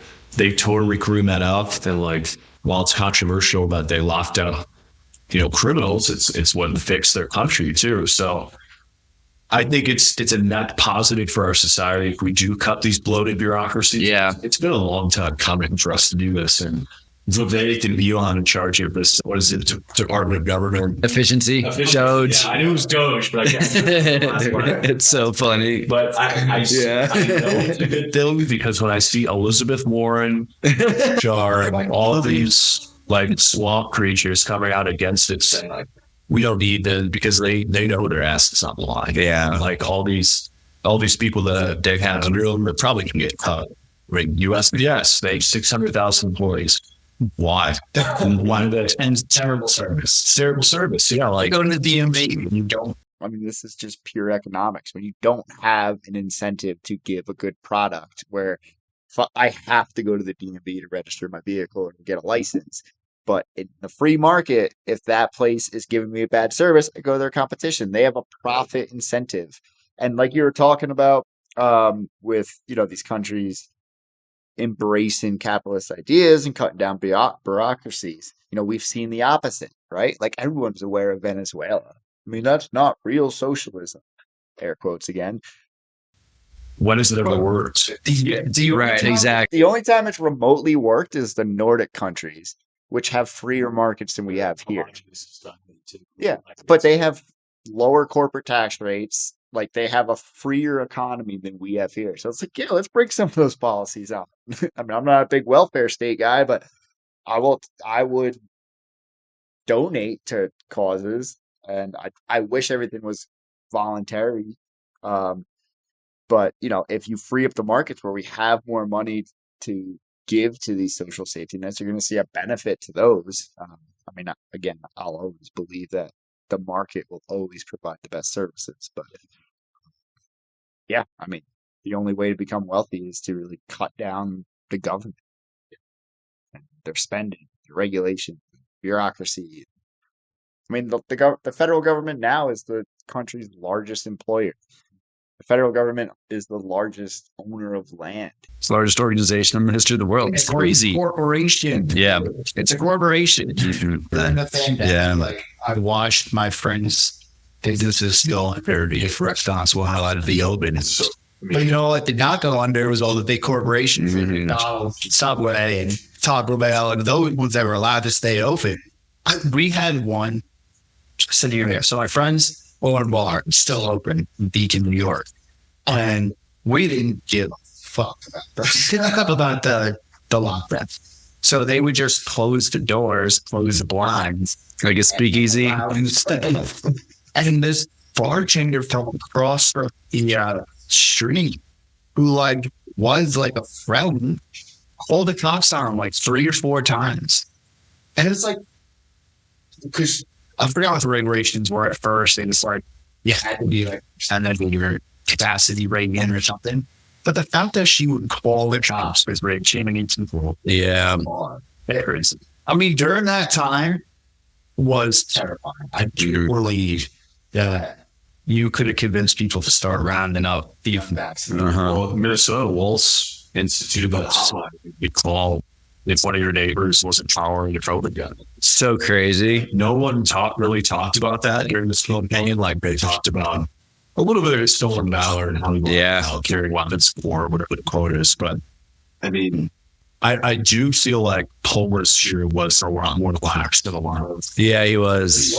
Yeah. Thank God. People said he was libertarian for a while. I know. I liked him at the time. On my road trips in 2020, I was eating at restaurants in Colorado and across the country, especially right in the middle of the country. And my friends were like, where are you? Because New York was locked down to 2022. Yeah, when did New York like start though? 2022. That's because even Chicago was 2021. Yeah, which is crazy. Crazy. New York was crazy, and especially when I road trips across the country. So like I would go to the gas stations in the different states and kind of like see like where the mask mandates were, and it would be like nothing from here to like Pennsylvania. And you get to Pennsylvania, and it was like a little bit more mask even like that. Yeah, we didn't close down. Just like let's keep it ripped. Yeah, let's let her add. Being strict on it, but like I stopped in North Dakota, per South Dakota, and they're like, yeah, we never shut down.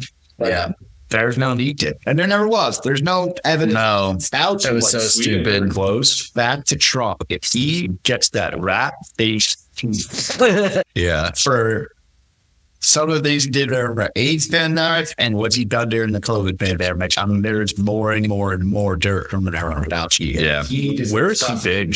Like he has some mountains, like little underground lair or something. I don't know. CNN doesn't beat him up in the news telling everyone to social distance at Thanksgiving anymore. Right. I mean, that was such a tough time. Like, you know, and I'm sure there's many stories like this too, but everyone going home to see their families. So like, and some people like, you know, some members of the family like weren't cool with you showing up without masks and but all being unvaxxed. Or and like, you know, people's grandparents or parents, like they wouldn't even go home to see them because if they weren't vaccinated. I mean, it was just, I think people remember that when they voted this time around. But it was a brutal time. It's crazy. Grocery shop and pisses me on, especially with here in my body, my choice. So like, you know, I had people who thought I was a murderer or just killing grandmas that didn't get vaccinated and get vocal for gas. That was the reason. I got kicked out of a Rockies game because I bought some food and some beers and I had a mask on and I was eating it. And I just lowered my mask. I put it next to the seat next to me. And one of the ushers came up to me and he's like, you know, you can like keep it on, lower it, put it back on between bites. Like, I'm not doing that. Yeah. I'm just kicked it out. No way. Yeah. It's like, dude, I'm like, I paid to be here. Like, I'm not spreading. I'm like here with someone like we don't have COVID. So yeah, you need to keep your mask on when eating. So, but I'm not doing that. That's so stupid. If you have the vaccine, you would get that card. Or do they show it off too? And you would be allowed in. So like I went to Avalanche games and stuff, and you know I'd have to go get a COVID test and like show them the results. And meanwhile, if you had the vaccine and they wanted the vaccine saying that you couldn't get COVID, but you could. Mm-hmm. So you could still go there, have COVID, but have a vaccine, and that was fine. Mm-hmm. I mean, I wasn't allowed in restaurants in New York City. So did you? That's awesome. I love that. We're doing time. Yeah, I want to go to concerts, but just the like people talking down. I just remember when everybody started getting vaccinated. I remember the conversation was like, "Did you get the Johnson & Johnson?" Yeah, the Pfizer. Yeah, it's and like to a certain degree, I remember feeling the pressure to get vaccinated, and then just like it got to the point where I got COVID and like, well, I don't need it now. But then it became the narrative of, if you get vaccinated, even after you've had it, you won't get it again. It was like this whole, like they just kept moving. Exactly. Sure, you can't spread it. Which right. Exactly. Just, what did it do? Nothing. So like what did the vaccine actually do? Give people heart attacks. Yeah, yeah, exactly. Your immunity but they also change the definition of the vaccine. Vaccine used to prevent you from getting something. COVID-19 vaccine. Yeah, do you think RFK shakes things up like vaccine schedules?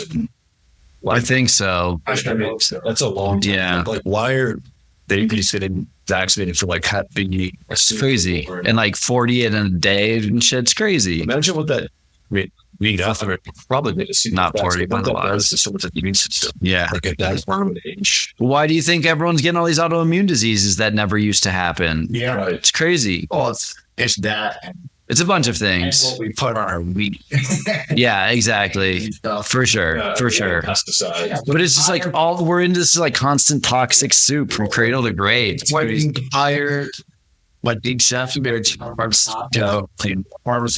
he's been put in charge with the FDA. What the hell do you think's gonna happen? It's just special interests. Like, I mean, offering this wheat and Trump, Right. Here for all these subsidies. I mean, everything. Unavoidably unsafe, right? Isn't that what the vaccines were like officially in the law? Like we can't have liability because they're so unavoidably unsafe. It's crazy. Enough science in the law too. Yeah. And I mean, I've had a lot of respect for RFK since you introduced me to him. Or even members of his family now are still distancing it. Like it's crazy. It was on CNN saying like she doesn't agree with what he stands for, how it's insulting their family's legacy. It's like the balls on that guy to stand up for what he believes is right is so commendable. It's like things you don't see it out of a politician ever. Right.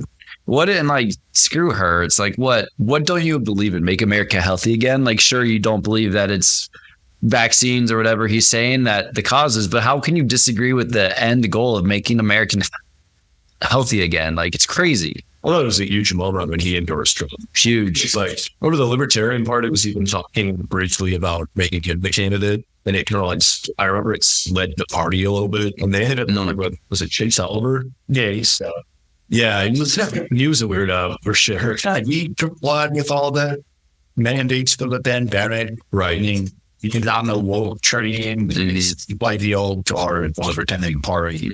But I've always believed that, like, obviously conservatives or Republicans are closer to libertarians. Sure. So, us getting their ear is probably more important than China on as a third party. If that were, like, how long do you want to keep doing it? But there's enough libertarians to sway them, actually. And Chase Oliver got like 90% Baton. Yeah. 90% of libertarians. It wasn't like Gary Johnson or anything. No, I like Gary Johnson. He wasn't like pure libertarian, but he did a lot and like introducing into like the ideas of libertarianism, or just like common sense, like, hey, I'm socially liberal and fiscally conservative. Mm-hmm. That makes sense. Mm-hmm. Like, he's talking about death, he's talking about the drug wars, he's talking about the wars. So I like Gary Johnson. I did not vote for last year. In 2020, the election for libertarians, it would have been a Jorgensen. Yeah. Just the most of the land. He had no Like, we're going through a pandemic. You have the most libertarian issues of all time. This is given to you. It's your time to thrive. Yeah. And you're just talking about, like, She could have really taken that and monetary policy, which, I agree with, but it's like, read the room. Yeah, totally. Like, this is your time shot. Ron Paul's great. He's the OG. Ron Paul's been right about everything. Yeah. quite often he's never the closest. Yeah. I mean, someone's been right about everything and hasn't changed his stance. Totally. Remember, you've probably seen this clip circulating because I think, we follow a lot of similar people, but it's him on the debate stage, I think in 08, and he was getting booed for his stance on Iraq. But then he's Giuliani was, saying, we need a troop surge. And, all these other Republican candidates are saying the same thing. Like, you guys need to look at the debt and what we're doing to, these casualties or these people that come back home. The casualty count might not be there, but they've changed forever. Totally. He's right. The people were booing us. Yeah. Like, now Ron Paul's idea is like just seeing those become mainstream. So I was like you, I was in high school and I was like a libertarian. It was like students weird, like, what are these ideas? But now it's becoming more of the mainstream conversation. Yeah. At least they have a seat at the table. Yeah. We're on the ball. Yeah, Totally. He starts talking to Rand. Rand calls me and Bob, and who's the foreign chair of this. I really like Rand. Yeah. At first, but I feel like this kind of just playing fart, shaking nuts and much. Right. But Rand's definitely very strong. But Rob, Yeah. not only that, he had like the drug wars already been something that's been to me. And he was like, I would legalize heroin tomorrow. And the whole like RNC is like, whoa. He's like, all right, show of hands. And heroin legal tomorrow. Put your hand up and we're going to go do it. Oh, no one. Yeah. It's like, yeah, consequences of making anything illegal often are great and work a challenge with that. Yeah. So I think, is Portugal the only country in the world that's fully legalized? No, they're fully decriminalized. And Portugal's kind of a mess. So, on Republicans, forms law, and he talked about decriminalization. On the why warrant, he talked about Colorado. Or like federal revenue to the states. I mean, I've never seen a state like as cool as state forest, bike forest, and like cops that just don't bother you. I had to pulled over once. You don't really see police officers here. Yeah, they're pretty chill. In New York, getting like on you, right on right. Your inspection, like in New York, you get like inspection on you, like a sticker on your car that's a certain color. So the cops are just sitting on the side of the road, bunch of the color, and they'll see that you're a month or a couple of days expired and pull you over immediately. Yeah, too. Yeah. For revenue generate, right? They're not out there to protect people. They're out there to generate revenue for the state. I don't even know, where does that money go? I'm sure you can look it up. You always get like the cliche arguments like, oh, we're building roads, not put down. It's like, well, let's see. They pay for the roads with my taxes. They also pay foreign companies to pay for roads. Right. You see that a lot. The ones over by the airport, that's a private road. That's right. The majority of France's interstate is all privately funded. Well, and our government uses private contractors like Halliburton to build all that type of shit abroad, It's like, it's crazy. So while we're on the topic of libertarians too, like, do you think this election with the Democrats, like, is it such a crushing blow? And maybe not the next cycle, but in our lifetime, do you think there is room for another party or more? I hope so. I think that it's like the DNC's got to implode. Like they've gotten so corrupt. Their policies are so insane that like I just don't see how it's sustainable. If you were a moderate Democrat in the 90s, I mean, your party was completely unrecognizable. Totally. You're Trump. Exactly. Yeah. I mean, that's what he was. Yeah. I mean, He's Democrat, right? like, I've seen Andrew Yang come out and say, like, he's going to try to get the Forward Party rolling again, which is something he started after he ran in 2020. Mm-hmm. And he had some pretty interesting ideas, too. Like, super pro crypto, which is going to be a high, which is interesting. But it's like, I don't know if either party will ever cede their mantle on the national stage, because after Ralph Nader did so well, basically cost H.W. Bush the presidency in 92. They're Ross Perot, excuse me. Like, I don't know if the two-party system is ever allowed to happen, but Democrats have to be reeling after this, where it's like the hardcore left took over the party. The Squad, AOC, Kamala, where Biden was just this Trojan horse. It's like there has to be so many disenfranchised as like moderate Democrats. Yeah, I feel a lot of them voting for Trump. Yeah, for sure. And I don't think a lot of them are going back. No, I agree. And third party, I don't know. Because I feel like you have to change up the election process. So it comes down to two again. Like a ranked choice kind of thing. Yeah. Yeah. Which you have to, like, I feel like you'd have to like run on each, like two politicians against two politicians for all of it, right? Because you'll just get kind of like skewed numbers. I don't know. I feel like our best chance now is to fix the party and make it a party that's libertarians, where, libertarians been folded hostage. And if you're bad on this issue, we're not going to vote for you. Mm-hmm. And that could be a big constituency. And that could cost you the election. Mm-hmm. And, if you break your promises to us, then the next round we're going to run a libertarian. But if you're a Republican who's running on libertarian issues, you'll get us. Colorado has the second highest percentage of registered libertarians in the country. I did not know that. You know, number one is Texas, Alaska. Oh yeah, it makes sense. New Hampshire's number 3. Huh? The Free State Project. And it went below. Yeah.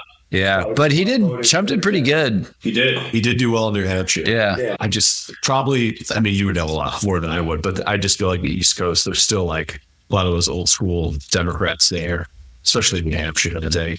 Yeah. Yeah, it's the hippies. Cities there. It's kind of weird. It's a very rural state. Yeah. Think. It's like Maine, similar too, right? There's only a couple major. Yeah, exactly. But Yeah, Portland, Maine, and which is gotten very little, right? Yeah, it is for sure. Portland. Yeah. What do you think we're going to find out about the UFO phenomenon? I saw some of it here in today. I sent you that Yeah. screenshot. I listened to it, and a couple of my buddies sent it to me where they had someone up on a hearing. It was a former defense contractor. He's like, and Tucker had talked about this at live with Roby. Yeah. He's like, we have dozens and dozens of people that are on paid leave from the military due to injuries from these unidentified craft. Crazy. They asked me, like, do you have any idea where these are from? It's like, it's not human made. We have no idea. So I haven't dove too deep into it because I feel like it's one of those things. If I go down the rabbit hole, like I'll just get so engrossed in it that I just haven't done it yet. Yeah.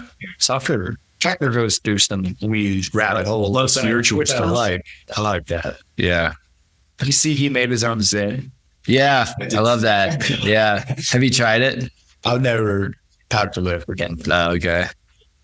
I'll give them a try. Yeah. Let me know. Yeah. They look good. Yeah, they are. He found out they were donating a bunch of money to. Oh, yeah. The Kamala. Yeah. Yeah. Good for him. Same company that merged with food and made all of our food super addictive, right? It's crazy. Philip Morris. Well, I think that there was like all the big tobacco companies bought major food companies at one point. I don't know if Philip Morris was one of them, but like they all, I'm sure. exactly, and It's bad for you. putting sugar and everything, get them addicted as young as possible. I'd like to see some breakup of new government enable monopolies, Yeah.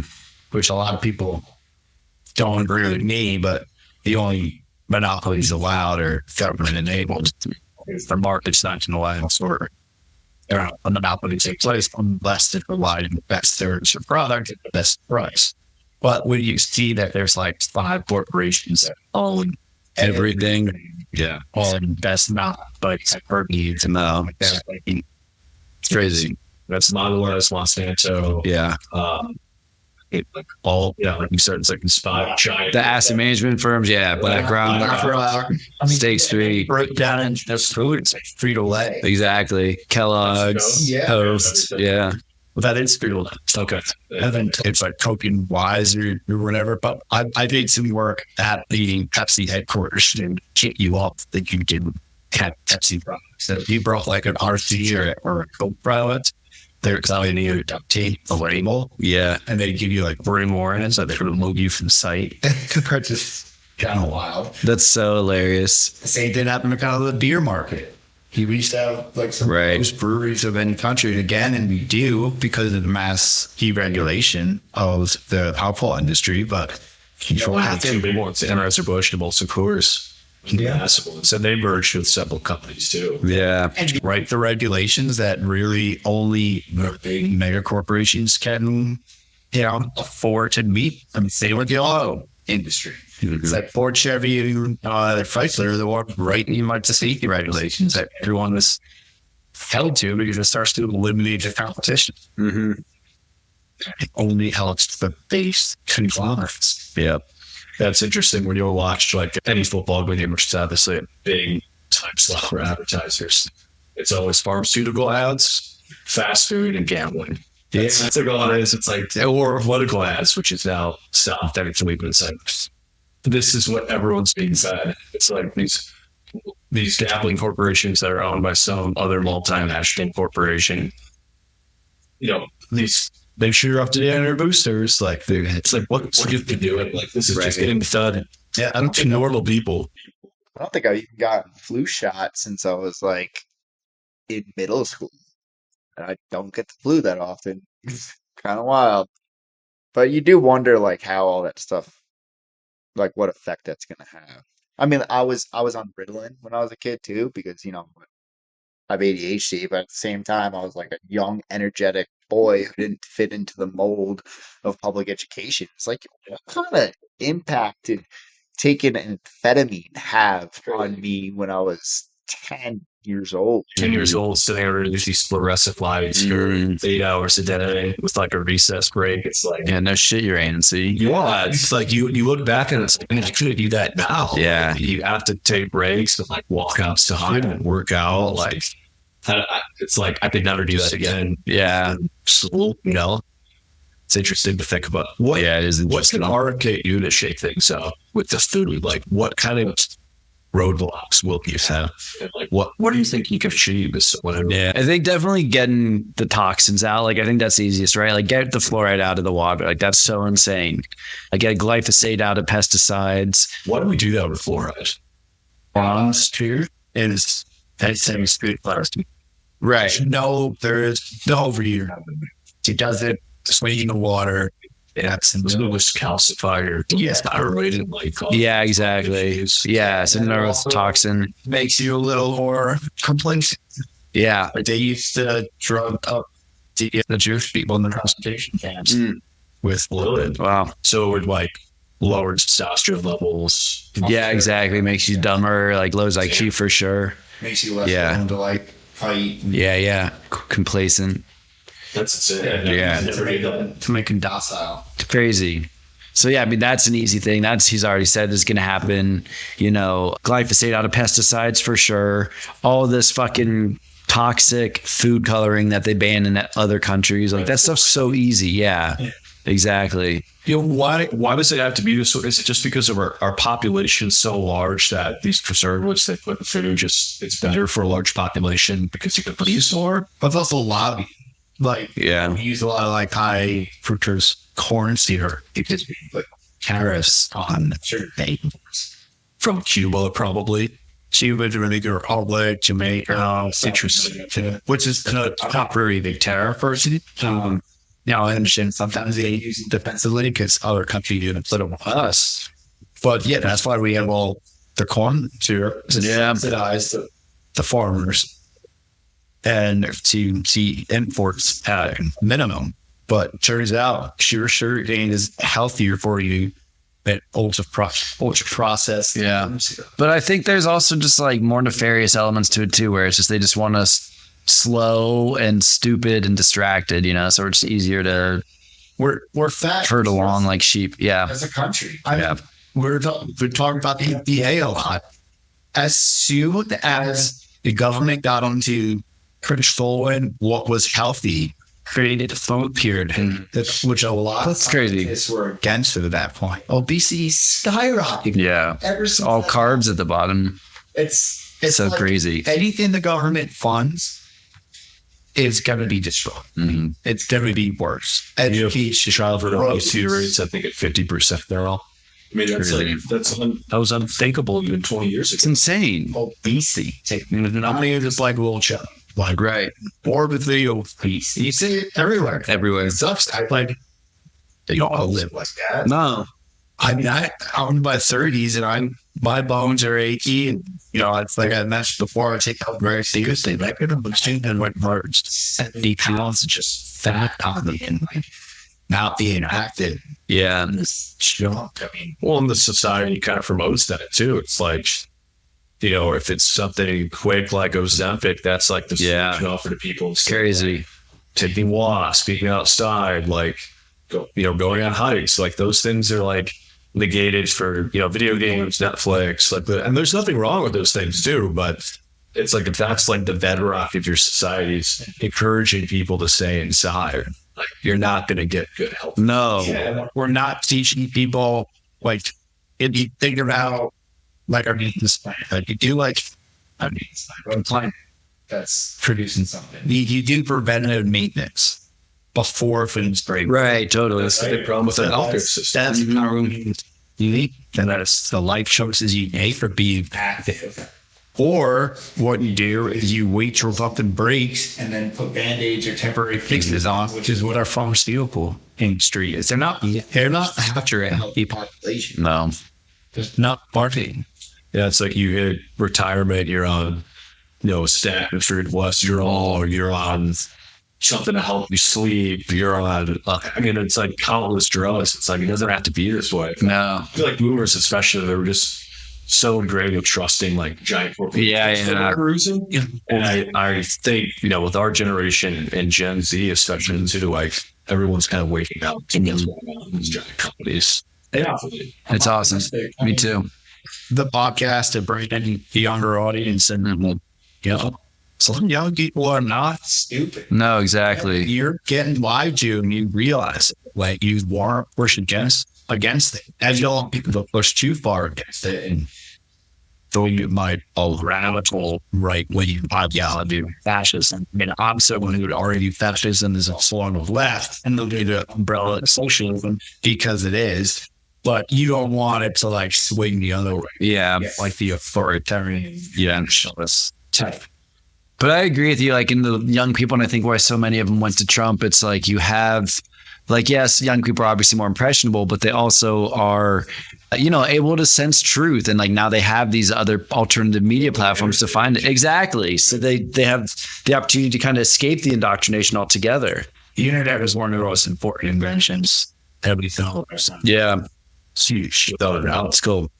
I mean, it's just like the marketplace of ideas now, especially with hacks. It's like you can find out so much in such a quick amount of time too. Like you can just go on like Diddy Smith and like hearing his thoughts on Israel. It's like, wow, I never considered this point of view, or like the Martyrdom podcast. That's good. Analyzing history in a way that I never would have been taught in school. Like I studied history in college. It's like you're presented this view that you never would have thought of before. And I think the younger generations are aware of that, where we might not have been at that point. Right. And, we didn't have to go anywhere. Right. Totally. But you say that to some boomer, they're basically freak out. And also, why ends the atrocities of the Nazis, fascist atrocities, forced down our throat, but communists have been was. Or the Armenian genocide. Yeah. I think because we've been getting attacked by communists in the education system for decades, right? And so they want you to focus on the right so that you don't notice what's happening on the left, honestly. And, that's part of it. All the same. Right. No, I totally agree. I mean, they're all getting financed by the same bankers. Like, it's crazy. But I don't remember learning about communists or Mao or Stalin or... I mean, we learned a little bit about it, and I think, that they were bad, killed a lot of people, but yeah, exactly. Body counts from one of those dictators, and all large, how many, except for heaven. Like, when you talk about sheer devastation, you can destroy a people more. It's like, well, they're both terrible, but one of these has a bigger body count, but if someone in public today is like, I'm a communist, they're not going to get the backlash that it's almost like... You think so, really? Yeah, I mean, I see signs in Denver that say Denver Communists Unite. Yeah, really. A QR code on just like street posts in Denver. That's crazy. It's far more accepted to be a communist than it is to be a fascist. And, to me, they're both just evil, terrible ideologies that have been tried and did not work. But we're in a country, in a system that's allowed for the highest standard of living for everyone, which is starting to erode. But, you could be a nobody in this country and make it, which is why my grandparents came here and risked everything they knew, all their family and everything, was to come here. Like, no one's fleeing to a damn communist country. I mean, this is all common sense. We all know this. But everyone's leaving California, like perfect example. Right. But California is the biggest GDP in the country. It's bigger than multiple countries. Well, that's because they have a whole coast. They have a whole coastline, right? What does Mississippi have? The river on it? Like, you don't have that many ports. Like, there's context to that. Like, yeah, New York, California, big GDPs, but they're fucking ruining it. People vote with their feet. Right? People are still trying to come here, and no one's trying to flee to a socialist country. But even here's gotten a little crazy. Like we got to rein it in a little bit in Denver. Well, I think it is positive that Dave Evans won. He worked that seat just north of here, it's like North Carolina and Westminster, like that whole congressional district. And some state seats in Colorado are flipping, That's great. but it's still petrol's for sure. Yeah. And it's interesting because Colorado is like firmly rested. We got four, which is like Polis and three of his buddies. They decided they were in 4 buildings and then Democratic outreach. Wow. Bringing people here, like attracting, Californians. exactly. Where it's like there are like That's crazy. I didn't know that. Like even when my hometown got like gentrified and eventually ruined, like at first it was like, oh wow, like these breweries are popping up, restaurants are getting nicer, crime's kind of going down. Which, like Denver, I mean, I first came here in 2011 and the change is crazy. I mean, the economy is really strong here. It is, but that's because you're bringing the jobs here. And unfortunately, those jobs are a lot of overly educated people who aren't doing much critical thinking and kind of just going with the flow and the consensus. But, it's definitely an attractive place. I don't really plan on leaving anytime soon. I don't know if I could afford a house here. yeah, it is expensive. It's crazy. I saw a house that was dirty, 1,400 square feet today, in Denver for $570,000. It's crazy. That's paid for the lot. Yeah. A piece of drywall on the interior. So you're going to have to dump another 150K into that thing. Yeah. And then all your money's on your mortgage. Well, that's a hell of a steal. That's even made her at a decent salary. Yeah, I always thought about that too with the housing market here. It's like, are just brain surgeons buying up all the homes? Like, they're like, is it always Chinese nationals. whatever? Yeah, seriously. Be it foreign countries should not, like individuals, be able to move here and buy property. But the amount of land and businesses and houses that are getting bought up by other countries is definitely crazy. It's scary. Hopefully Trump will put some good policies in place on that front and get things back into sanity. We'll have a good idea Yeah, pretty quickly. I agree. I think he made most of his appointments by next week, and we'll just have to wait till inauguration and start to see what happens. Yeah, I think a lot of the people he's surrounded himself with, who we've been talking positively about, will walk away if he's not, yeah, I agree. or at least I hope so. Yeah. They're like just an Elon and then Vivek and then Tulsi and then RFK, or they're not doing what we talked about. Then they're not going to support them, or at least both of it. And that should be something kind of checked. Yeah, Do you think he serves his full term? yeah, I think so. I know, I think he is our oldest elected president, but why? He's shows no signs of slowing down. Let me sharp here. It's funny too. I mean, I know he talks about the hypocrisy, but one of the last talking points when the last few years, it's Trump's caught in there declaring. So It's so funny, guys. alive the past 40 years. Like, have you not seen Such gaslighting, dude. It's crazy. I feel like I'm in a relationship or 18 years old. Totally. Gaslit everything they stand and down say run on. Yeah, literally. There's not a single talking point that the left has. They're not completely hypocritical. Yeah. I really believe that.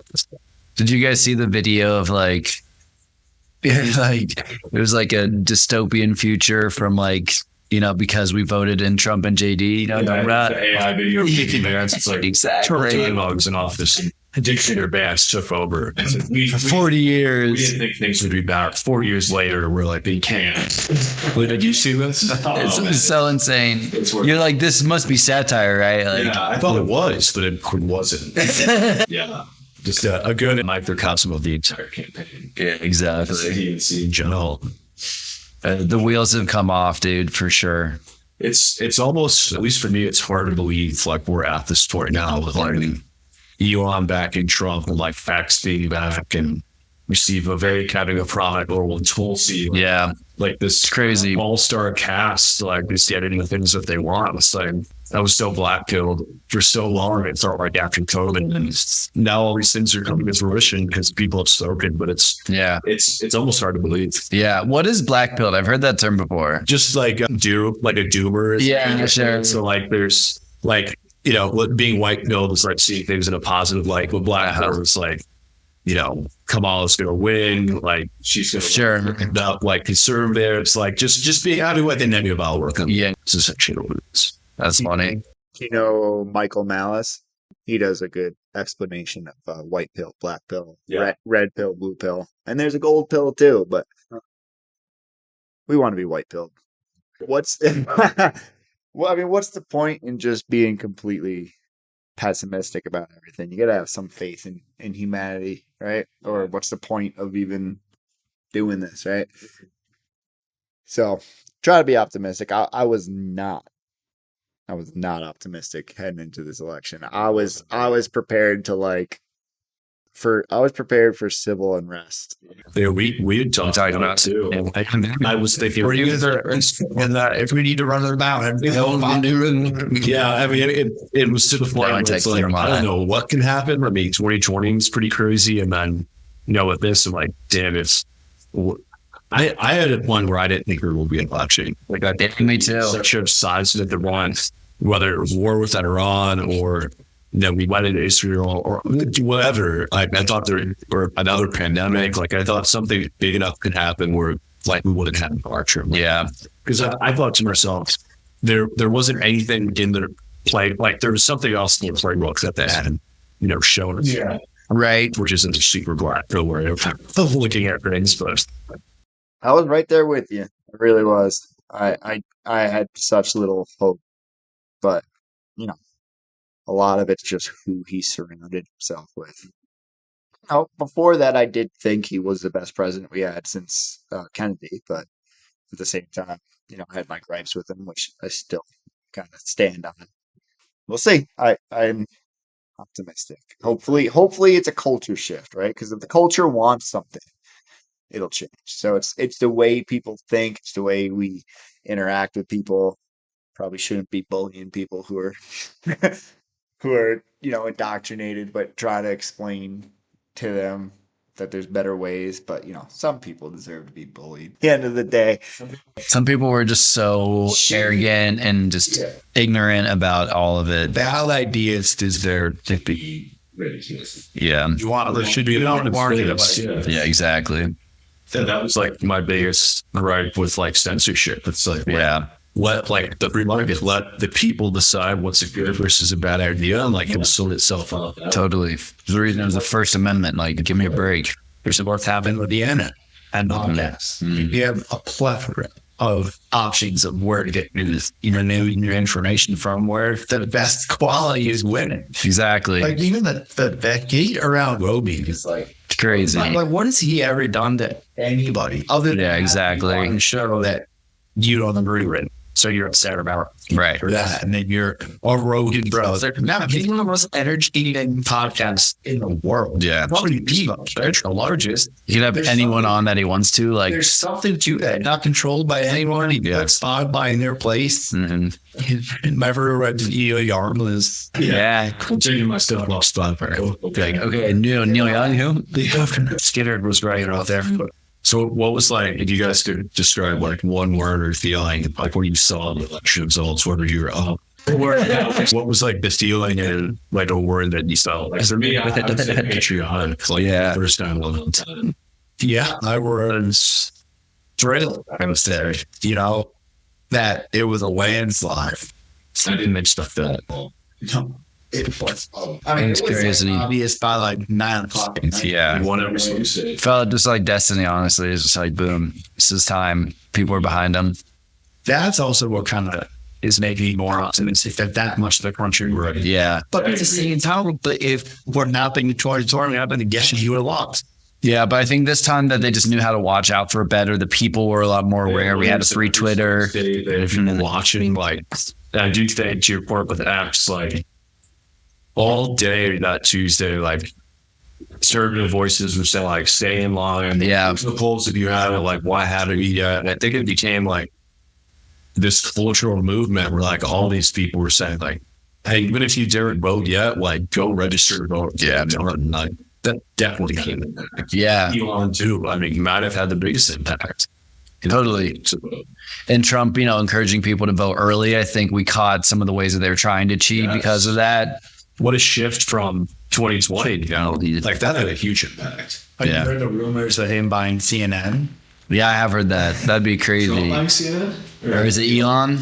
Yeah. They're about to lay off a ton of people. Yeah, exactly. Because like it's a house of lies. They just lie and propagandize you about everything. Right. Yeah, I wonder if it's necessary, but it might be. A lot of people are still getting information that way. Yeah, I mean, if they could do it and not just lie, as you report the news and the things that mattered, like it has a lot of value. Like people want to know. The use they get now is kind of getting is just at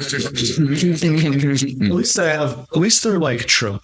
They had some conservative voices on there, even though they're getting like trashed out by whatever panel. But I don't know if there's a way forward for like the mainstream media, because the generation are watching it is, I mean, it's just they're kind of dying out at this point. Like, or many people our age watching CNN. There's probably some, but very few. Right. Yeah. It's mainstream now. Yeah. It's just not corporate. Well, It's individual. I think though the problem is there's a lot of people who don't watch any news, and so like when the establishment just kind of like sets a narrative, they just like it just like creeps into their mentality. right, convicted felon. Yeah, exactly. Rapists. Oh, we try. Yeah, exactly. And just like How many carbon dioxide ounces will change the Earth by 1 degree? nobody knows. Nobody knows.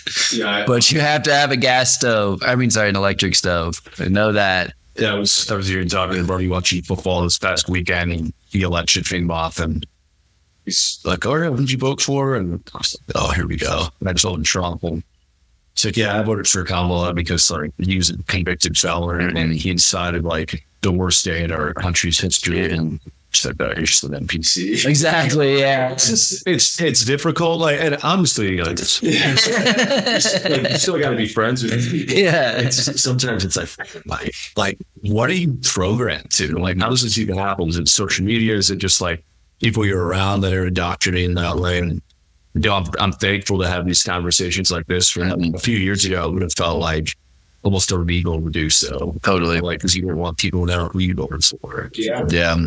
You want somebody at work? Yeah. The air podcast. Mm-hmm. And it's fine. No, I hear that. It's like, it's funny because like the left preaches about this tolerance, but it's like you look at like liberals with higher education, like they just have like, they don't talk to anyone who has different political views than them. So they get trapped in this crazy Still wild echo chamber. I hope so. Yeah, I hope so. I'm optimistic. Me too. Doesn't do it. Yeah, no, this feels like we got some real opportunity. Gentlemen, this was awesome. Future looks bright. Future looks bright, baby. Let's go. MAGA, baby. Let's go.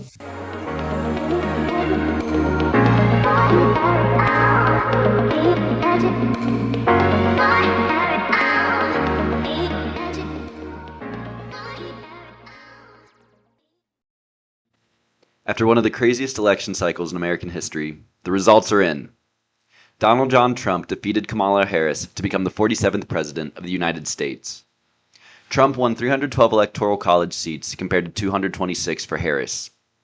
Interestingly, all of the states Harris won besides 2 did not require photo ID, while 22 of the 32 states Trump won do require it. How do you think that map would have looked if all states required photo ID to vote, as they should? Donald Trump also won the vast majority of the USA's 3,100 plus counties and county equivalents. Meanwhile, the counties Harris won were predominantly in large cities and on the coasts. Is it possible the coastal elites have lost touch with the will of the American people? Furthermore, Trump won the popular vote by 2.3 million votes, the first Republican to do so in 20 years. Here's a quick breakdown of the popular vote tallies in the last 4 presidential elections. In 2012, Barack Obama won 65.9 popular votes, beating Mitt Romney by 5 million votes, for a total vote count of 126.8 million. In 2016, Donald Trump won 63 million votes, losing the popular vote to Hillary Clinton by 2.9 million, but winning the Electoral College. The total vote count that year was 128.8 million. In 2020, Joe Biden won 81.3 million votes versus Donald Trump's 74.2 million, a margin of 7 million, and a total vote count of 155.5 million. Wow. It's almost a 17 million increase over 2016. And in 2024, Donald Trump won 77.3 million votes, defeating Kamala Harris by 2.3 million votes for total vote count of 152.3 million. If you're a Democrat or independent heartbroken at Kamala Harris's loss to Trump, I'd recommend you look into those 81.3 million votes for Biden in 2020, which dropped to 75.0 million votes for Harris. Where were those additional 6.3 million votes? Which counties and states were they from? Were they mail-in ballots, electronic voting machine ballots, or in-person paper ballots that were lost? Once the Democrats can accurately answer those questions, the whole country will have a much better understanding of how the election game is played. When we break it down by demographic, Trump gained in almost every category relative to 2020. Counties with over 25% black Americans shifted 4.2% towards Trump, while those with over 25% Hispanic voters shifted 9.6% to Trump. Meanwhile, exit polls showed that women voted 54 to 44% for Harris over Trump, while the ratio was the inverse for men, who supported Trump at 54% to Harris at 44%. This is perhaps unsurprising, as Harris's potential to be the first woman president inspired many females to support her. And of course, because Donald Trump has been smeared as a sexist misogynist since he got involved in politics nearly a decade ago. But is that smear accurate? The Trump Hates Women Club typically highlight a few topics as evidence of this accusation. They highlight the Access Hollywood tape that dropped during the 2016 election when in 2005, Trump had said on a hot mic, quote, "I don't even wait, and when you're a star, they let you do it. You can do anything. Grab 'em by the pussy. You can do anything," end quote. Yet they never seem to mention this was a comment made 11 years before he first became president, or that he apologized the day the tape was released by saying, "I've never said I'm a perfect person, nor pretended to be someone that I'm not. I've said and done things I regret, and the words released today on this more than a decade-old video are one of them. Anyone who knows me knows these words don't reflect who I am.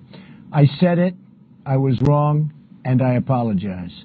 I've traveled the country talking about change for America, but my travels have also changed me. I've spent time with grieving mothers who've lost their children, laid-off workers whose jobs have gone to other countries, and people from all walks of life who just want a better future. I have gotten to know the great people of our country, and I've been humbled by the faith they placed in me. I pledge to be a better man tomorrow, and will never, ever let you down." Let's be honest, we're living in the real world. This is nothing more than a distraction from the important issues we're facing today. We're losing our jobs, we're less safe than we were 8 years ago, and Washington is totally broken. Hillary Clinton and her kind have run our country into the ground. I've said some foolish things, but there's a big difference between the words and actions of other people. Bill Clinton has actually abused women, and Hillary has bullied, attacked, shamed, and intimidated his victims. We will discuss this more in the coming days. See you at the debate on Sunday. Next, the Trump Hates Women Club will bring up that Trump sexually assaulted E. Jean Carroll in a department store in the 1990s. Carroll launched a civil rape suit against Trump while he was president in mid-2019. Is it not strange that she waited nearly 25 years until Trump was the Republican president of the United States to bring charges against him? Trump denies the attack or ever having known this woman. Carroll had first brought this accusation to light in a June 21st, 2019 article in New York Magazine. She appeared on the magazine cover wearing a DKNY outfit with a text box that read, quote, "This is what I was wearing 23 years ago when Donald Trump attacked me in a Bergdorf Goodman dressing room," end quote. The problem with her statement? DKNY never made that dress until long after 1995. Furthermore, E. Jean Carroll's lawsuit was financed by Democrat megadonor and tech oligarch Reid Hoffman, the founder of LinkedIn. The same Reid Hoffman who is admitted to visiting Jeffrey Epstein's pedophile island. Have you ever noticed how people connected to child traffickers like Epstein and Diddy universally hate Donald Trump? I'm sure it's just a coincidence. As of December 2024, the two suits brought against Trump by Carroll resulted in damages awarded to Carroll. The juries awarded $5 million in the first case for sexual assault and defamation, and an additional $83.3 million in the second suit for defamation. Both cases are currently under appeal, and I suspect the public has much more to learn about the truth, or lack thereof, behind these allegations before all is said and done. Finally, the Trump Hates Women Club will highlight his stance on abortion as evidence he wants to control women's bodies. But is that accurate? Trump did campaign in 2016 to repeal Roe v. Wade, a task the Supreme Court accomplished in 2022 in the Dobbs v. Jackson Women's Health Organization case, thanks to the 3 conservative justices appointed by Trump. Yet, as I discussed in The Real Robert F. Kennedy Part 4, the Dobbs decision was not meant as a pathway to a national abortion ban, a policy Trump has consistently advocated against. Rather, it simply returned to the states the right to legislate and regulate abortion, however the citizens of that state deem fit. This is a shift that constitutional scholars have advocated for ever since Roe v. Wade was decided. Meanwhile, the Trump Hates Women Club failed to acknowledge that he's the only candidate who has promised, alongside RFK Jr., to make America healthy again, to reverse the crippling growth of infertility amongst both women and men, and to ensure that women have the right not just to abort their children, but also to conceive and to give birth to them. They fail to mention that the open border of the Biden-Harris regime has enabled millions of illegal immigrants to enter our country. Despite the claims of the mainstream media that these are asylum seekers, those on the ground argue they are primarily military-aged men crossing alone, like Venezuelan man Jose Antonio Ibarra, who murdered a 22-year-old American girl named Laken Riley. And that this infiltration of the country has made the USA much more dangerous than it had been before, especially for women and girls. And how come the Democrat leadership hasn't expressed outrage over the 300,000 plus missing children who have crossed the border since 2021, widely suspected to be trapped in sex trafficking rings or worse? And why haven't they expressed outrage that President Biden destroyed the spirit of Title IX by forcing schools to allow biological males that identify as female to compete in women's sports? Thankfully, the Supreme Court decided 5-4 to, quote, reject a Biden administration emergency request to enforce portions of a new rule that include protections from discrimination for transgender students under Title IX, end quote. The 5 justices who voted against forcing men into women's sports included the 3 appointed by President Trump. It's almost like the Washington establishment elites are the one who hate women, not Donald Trump. One of my favorite moments of the election took place on Greg Gutfeld's show when his co-host, former professional wrestler Tyrus, crowned Donald Trump the people's champion. That one day I'll be able to tell my grandchildren that the President of the United States stole my seat. And Mr. President, if you're going to sit, honor. Oh wow! Thank you for WrestleMania 4 and 5, by the way. Yeah. Thank you very much. Yeah. But if you're going to sit in that chair, if you're going to do the Tyrus experience, you have to do it right because you are the people's champion, Mr. Oh, Trump. wow. And on behalf of all the people of America, this is for us. I like that. Now I'm really that's a good one. No, it's the man who makes all the professional ones. Beautiful, yeah. There you go. It's a crowd. Tyrus would later explain how he learned that Donald Trump was not the man the media had made him out to be, a story which resonates with millions of Americans, myself included. I actually owe you an apology before we start. I've been very critical about you, how you fight all through the campaigns. I voted for you because I like policy. I didn't know you as a man. And I think when you don't understand what a man fights for, you can get lost, especially with all the noise we're seeing from fake news, et cetera, who created these pictures from you. So Gutfeld show's over. Cameras are off. We go backstage, and I expected you to be like every politician or anybody I've ever celebrity I've bodyguarded for, and you met my family. And you talked to my daughter. Mm-hmm. My daughter is 10 years old. Her name's Georgie. You guys talked for 20 minutes. If nobody knew, you could have been her grandfather. And you were talking about her horses and her dreams. And I was sitting there and I was like, I have been so wrong about this man because I never understood why you fight the way you fight. You're a family man. But I think it would help a lot of the American people who have been misled, I myself included. Now, listen, I'm voting for you now because of the man you are, not just because of the policies, because not every American will get the opportunity that I had to saw who you were backstage. So congratulations to Donald Trump and the Trump family. After all the lies that have been thrown at your family for the past decade, no one deserves the political comeback of the century more than you do. The American people showed up in force to do what was necessary to save our country. Now it's your turn to make good on the mandate bestowed upon you. Prevent nuclear war. Secure the border. Fix the economy. Break the hegemony of the central bank Ponzi scheme. Drain the swamp. Hold the perpetrators of treason and human trafficking accountable. Declassify all of it. JFK, RFK, MLK, and Malcolm X, and Seth Rich. 9/11, the UFO ET phenomenon, Russiagate, Pizzagate, the COVID-19 pandemic, Epstein and Diddy, all of it. End the forever wars. Make America healthy again.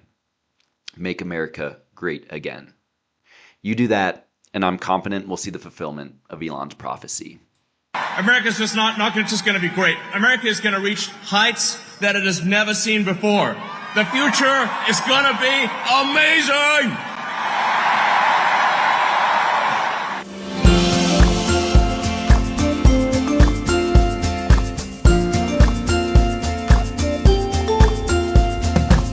A lot of people have put my grandpa through hell, and he's still standing.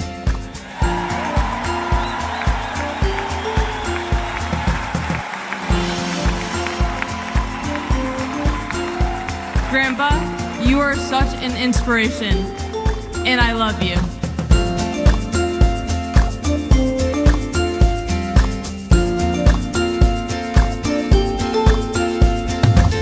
I got my bags packed, timeline on track.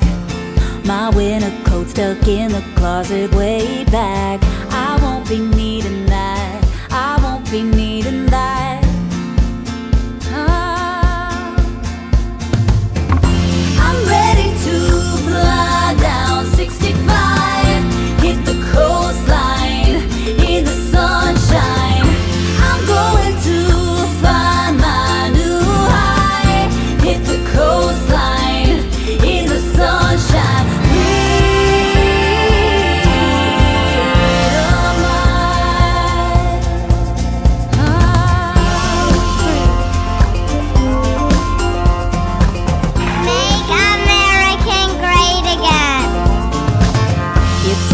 Blue skies on my horizon line, so far from the hurt and the bad times. I'm feeling so alive, I'm feeling so alive.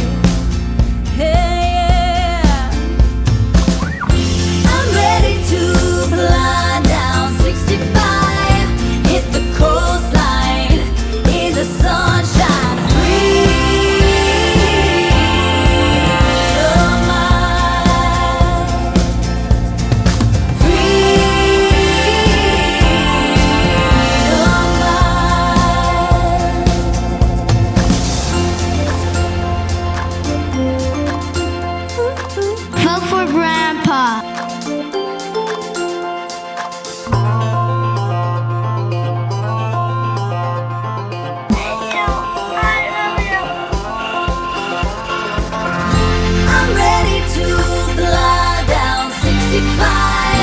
Hit the coastline in the sunshine.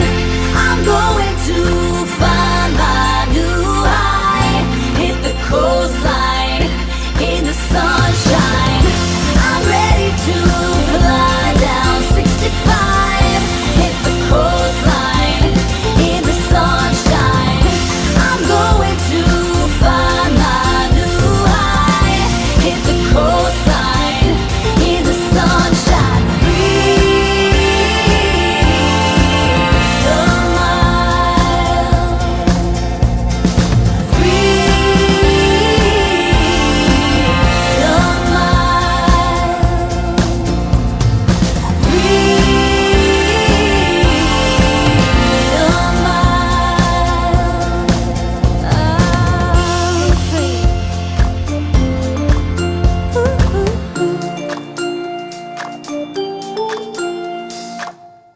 Is like the greatest, for me, vindication of everything that we've dealt with for the last 9 years. Tucker, they put us through hell. I mean, so this actually could end tonight. Oh, absolutely. They've put us through freaking hell over the last 9 years. They've done everything to our family that you could possibly do. To have them go after him, to have them try and impeach him, to have them make up the slurs and the dossiers, impeach, literally send me 111 subpoenas. I'm the most subpoenaed person in history, only to come back against all odds. They shot at him. To win decisively early in the night, It would be the greatest, I don't want to use the word revenge. I think it's a little bit too harsh, but maybe it's not. Honestly, they've tried to destroy his life. They've tried to separate our family. They've tried to destroy our company. They've done everything that they could to take down Donald Trump.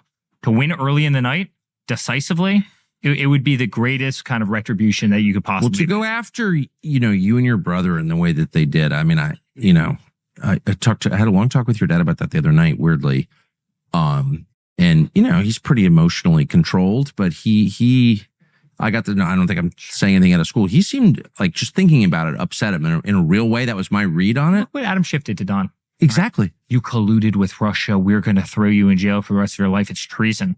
Don had nothing to do with Russia. I was the guy that got the calls from the Washington Post, New York Times saying, Eric, I hear you have secret servers that are connected to the Kremlin in the basement of Trump Tower. The FBI knew this day one, that there were no servers in the basement and that the whole thing was a made up sham. And they let it go on for a 3-year period of time. So think because some greedy woman wanted to get an extra 3 votes, they literally pitted the 2 biggest nuclear superpowers against each other, almost destroyed all communication, all relationship that you could have, right?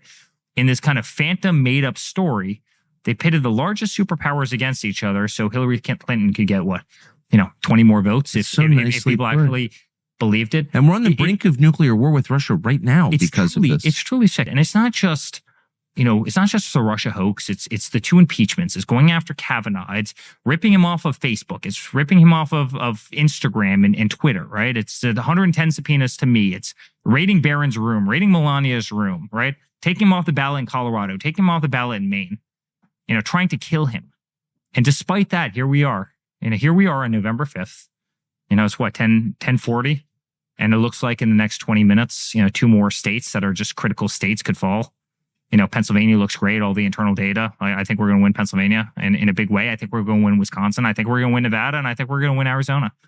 You're freaking me out. Just when you put it that way, I have to say, Trump always gets attacked for being like vindictive and all this stuff. It's like, I've spent a lot of time talking to him. I've never heard him describe what you just described in the way that he did. He's actually weirdly not vindictive at all. Yeah. Don't you think? Yeah. Because when you lay it out like that, it's really... I think it bothers a child more than it bothers the actual person. Of course, right. I get it. I take the insults hurled at him much more personally than I take insults hurled at me. No, I get it. Right? Oh, You see the absolute massacre that they put him through as a billionaire who did not need this job. I know. Right? He's the last guy that needed this job. Believe me, his life would be exponentially better sitting here at Mar-a-Lago enjoying life, right? And he wants to do this because he wants to save this country. And, he's hell-bent on saving this country. There are no vacations. I mean, the 2 of us haven't slept in 48 hours because we were in 7 different rallies in the last 36 hours leading up to this. I mean, we got in at 5:30 this morning. He went straight off to vote when he effectively got in early this morning. And, the guy's worked his ass off. The guy absolutely worked his ass off. He gets nothing other than subpoenas and weaponization of government and sitting in courthouses all day long. And so it's actually really vindication of the American people. It's not vindication of Donald Trump. It's vindication of the American people, which is, hey, listen, government, we understand your games and you've tried every single one of them and we haven't believed you. And at the end of it, we're going to go vote for the guy that you've tried to take down mercilessly because we don't like you. You considered us the flyover states. You forgot about us. We weren't human to you, right? We were this kind of subhuman class to most of the elites in Washington, D.C. You forgot about us. And you know what? Now we're going to go and we're going to support the guy that you tried to take down, but the guy that was fighting for us every single day. And as a son, it's the greatest feeling in the world. If he wins this overwhelming, if he gets 315, 316 electoral votes, there's a possibility that he wins literally the popular vote or comes as close as anybody could possibly come to winning the popular vote. It would be the greatest vindication that everything that he's fought for mattered. That it mattered to the American people, that it mattered to this country, that it mattered to the heart and soul of this nation. And there's nothing that would make me more proud. It's just the most unbelievable story. I just think I've been too close to it for too long. I can't really, honestly, until you started talking and laid it out that way, I've never thought about it in this way. But when he lost in 2020, and I thought there was something wrong with it. Now I'm totally convinced it was stolen. I always get taken off YouTube for saying that, but I believe that. But nobody backed him. Everyone's like, oh, shut up, go away. People mocked him. His own party wanted him out of there. They were embarrassed of him. They hated that he wouldn't stop. They hated that shut up. They wouldn't let him on Fox News. Like, he was not allowed to talk. And you know what? For every one of the things that I named, right? The impeachments and the Kavanaughs and the Twitters and Facebooks and the censorship and everything. For every one of those things that I just named, there's 100 that the public never saw. Oh, I know. That never, never made it across your channels. Never. I mean, I know. That were just personal attacks that were so vindictive you can't possibly imagine, right? And yet he stood up every single day and he fought the nonsense. And it's crazy though. I mean, everybody abandoned him. He was literally like him and Rudy. Yeah. Like it was. And against every weaponized system. And that's one thing that people forget. It's not just the attacks. They weaponized the DOJ. They weaponized the FBI. They weaponized the mainstream media. You know better than anybody. You were like the face of it, right? For the longest time. They weaponized social media when they started pulling them off those platforms. They weaponized Department of Health, right? I mean, remember the doctors came out, hey, hydroxychloroquine might work, right? They start ripping licenses. They weaponized everything. They weaponized the military with, Milley coming out. I want to understand white race. I mean, they weaponized every single government institution that we had as a country. And then they weaponized mainstream media. And you had one guy, maybe one guy with a little bit of us standing on the stage, right? With a loud voice, but you had one guy that literally defeated it all. And he did that because he had the American people behind him. But really think about the David and Goliath story of all of that. If he wins tonight, which he's on the brink of doing, it was one guy that beat the American media and all the other weaponized systems that tried to take him down. I mean, it's fascinating, right? And so a guy who literally knew not a damn thing about the system beat Hillary, one of the greatest political dynasties ever. Beat her when she outraised him 5-1. I mean, she raised $1.5 billion. I mean, he put in $200 million and raised another $100 million. I mean, against all odds, and then beat the mainstream media in this country, beat that whole weaponized system. He was down, he was out. There were serious questions about what happened in 2020. And I'm not a conspiracy guy. I'm not like the tinfoil. It's just a fact, right? Statistically, you could prove it. He's at 210 right now. And then he comes back after all of that and he wins. And he wins by a massive electoral number. It will be one of the greatest comeback stories of all time, right? The greatest I've ever seen. I've never seen anything like it, like ever. And one last thing, not to get too deep with you, but no, I'm loving this, and I've never heard you. I mean, I've talked to you a million times. I've never heard you like this. He wrote 2 books, right? One was The Art of the Deal, and The Art of the Deal, if you look at it, like it's just kind of the parallels to the 2016 campaign is really incredible. But then he wrote The Art of the Comeback years later, right? He had the financial problems in the early 90s. Interest rates went up to 18%. He was heavily levered. And he fought his ass off to come back from the brink of, and he came back bigger and stronger than he, right? And so he wrote a second book, The Art of the Comeback. And I've always said that those books mirror his life in politics. And no one ever, for some reason, puts it together.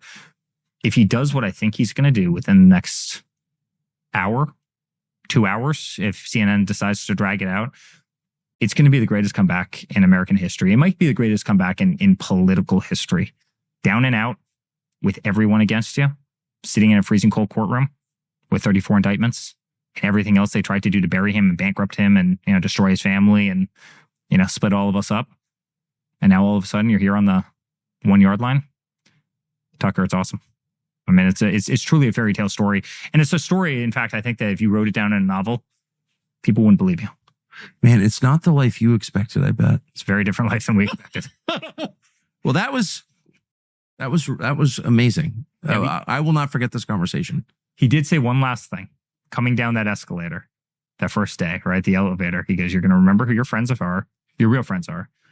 And they're going to hit us in ways that you can never possibly imagine. They're going to be ruthless.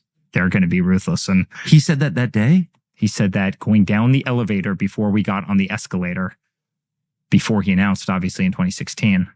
Did you believe him? Yes, because he's got good intuition, but never to the extent. I mean, were you for it? Oh, I was totally for it. Oh, in 16, you were for it? Oh, I was totally for it. Why? But Tucker, just remember one thing about 16. Like, you had a pretty good deal going. Is 16, we thought that the deep state was like Nancy Pelosi being in government for 40 years, right? Like, I literally, like, Joe Biden's been in government, 15 years longer and I've been alive and I've got gray in my beard, right? So that was, remember, like, Drain the Swamp?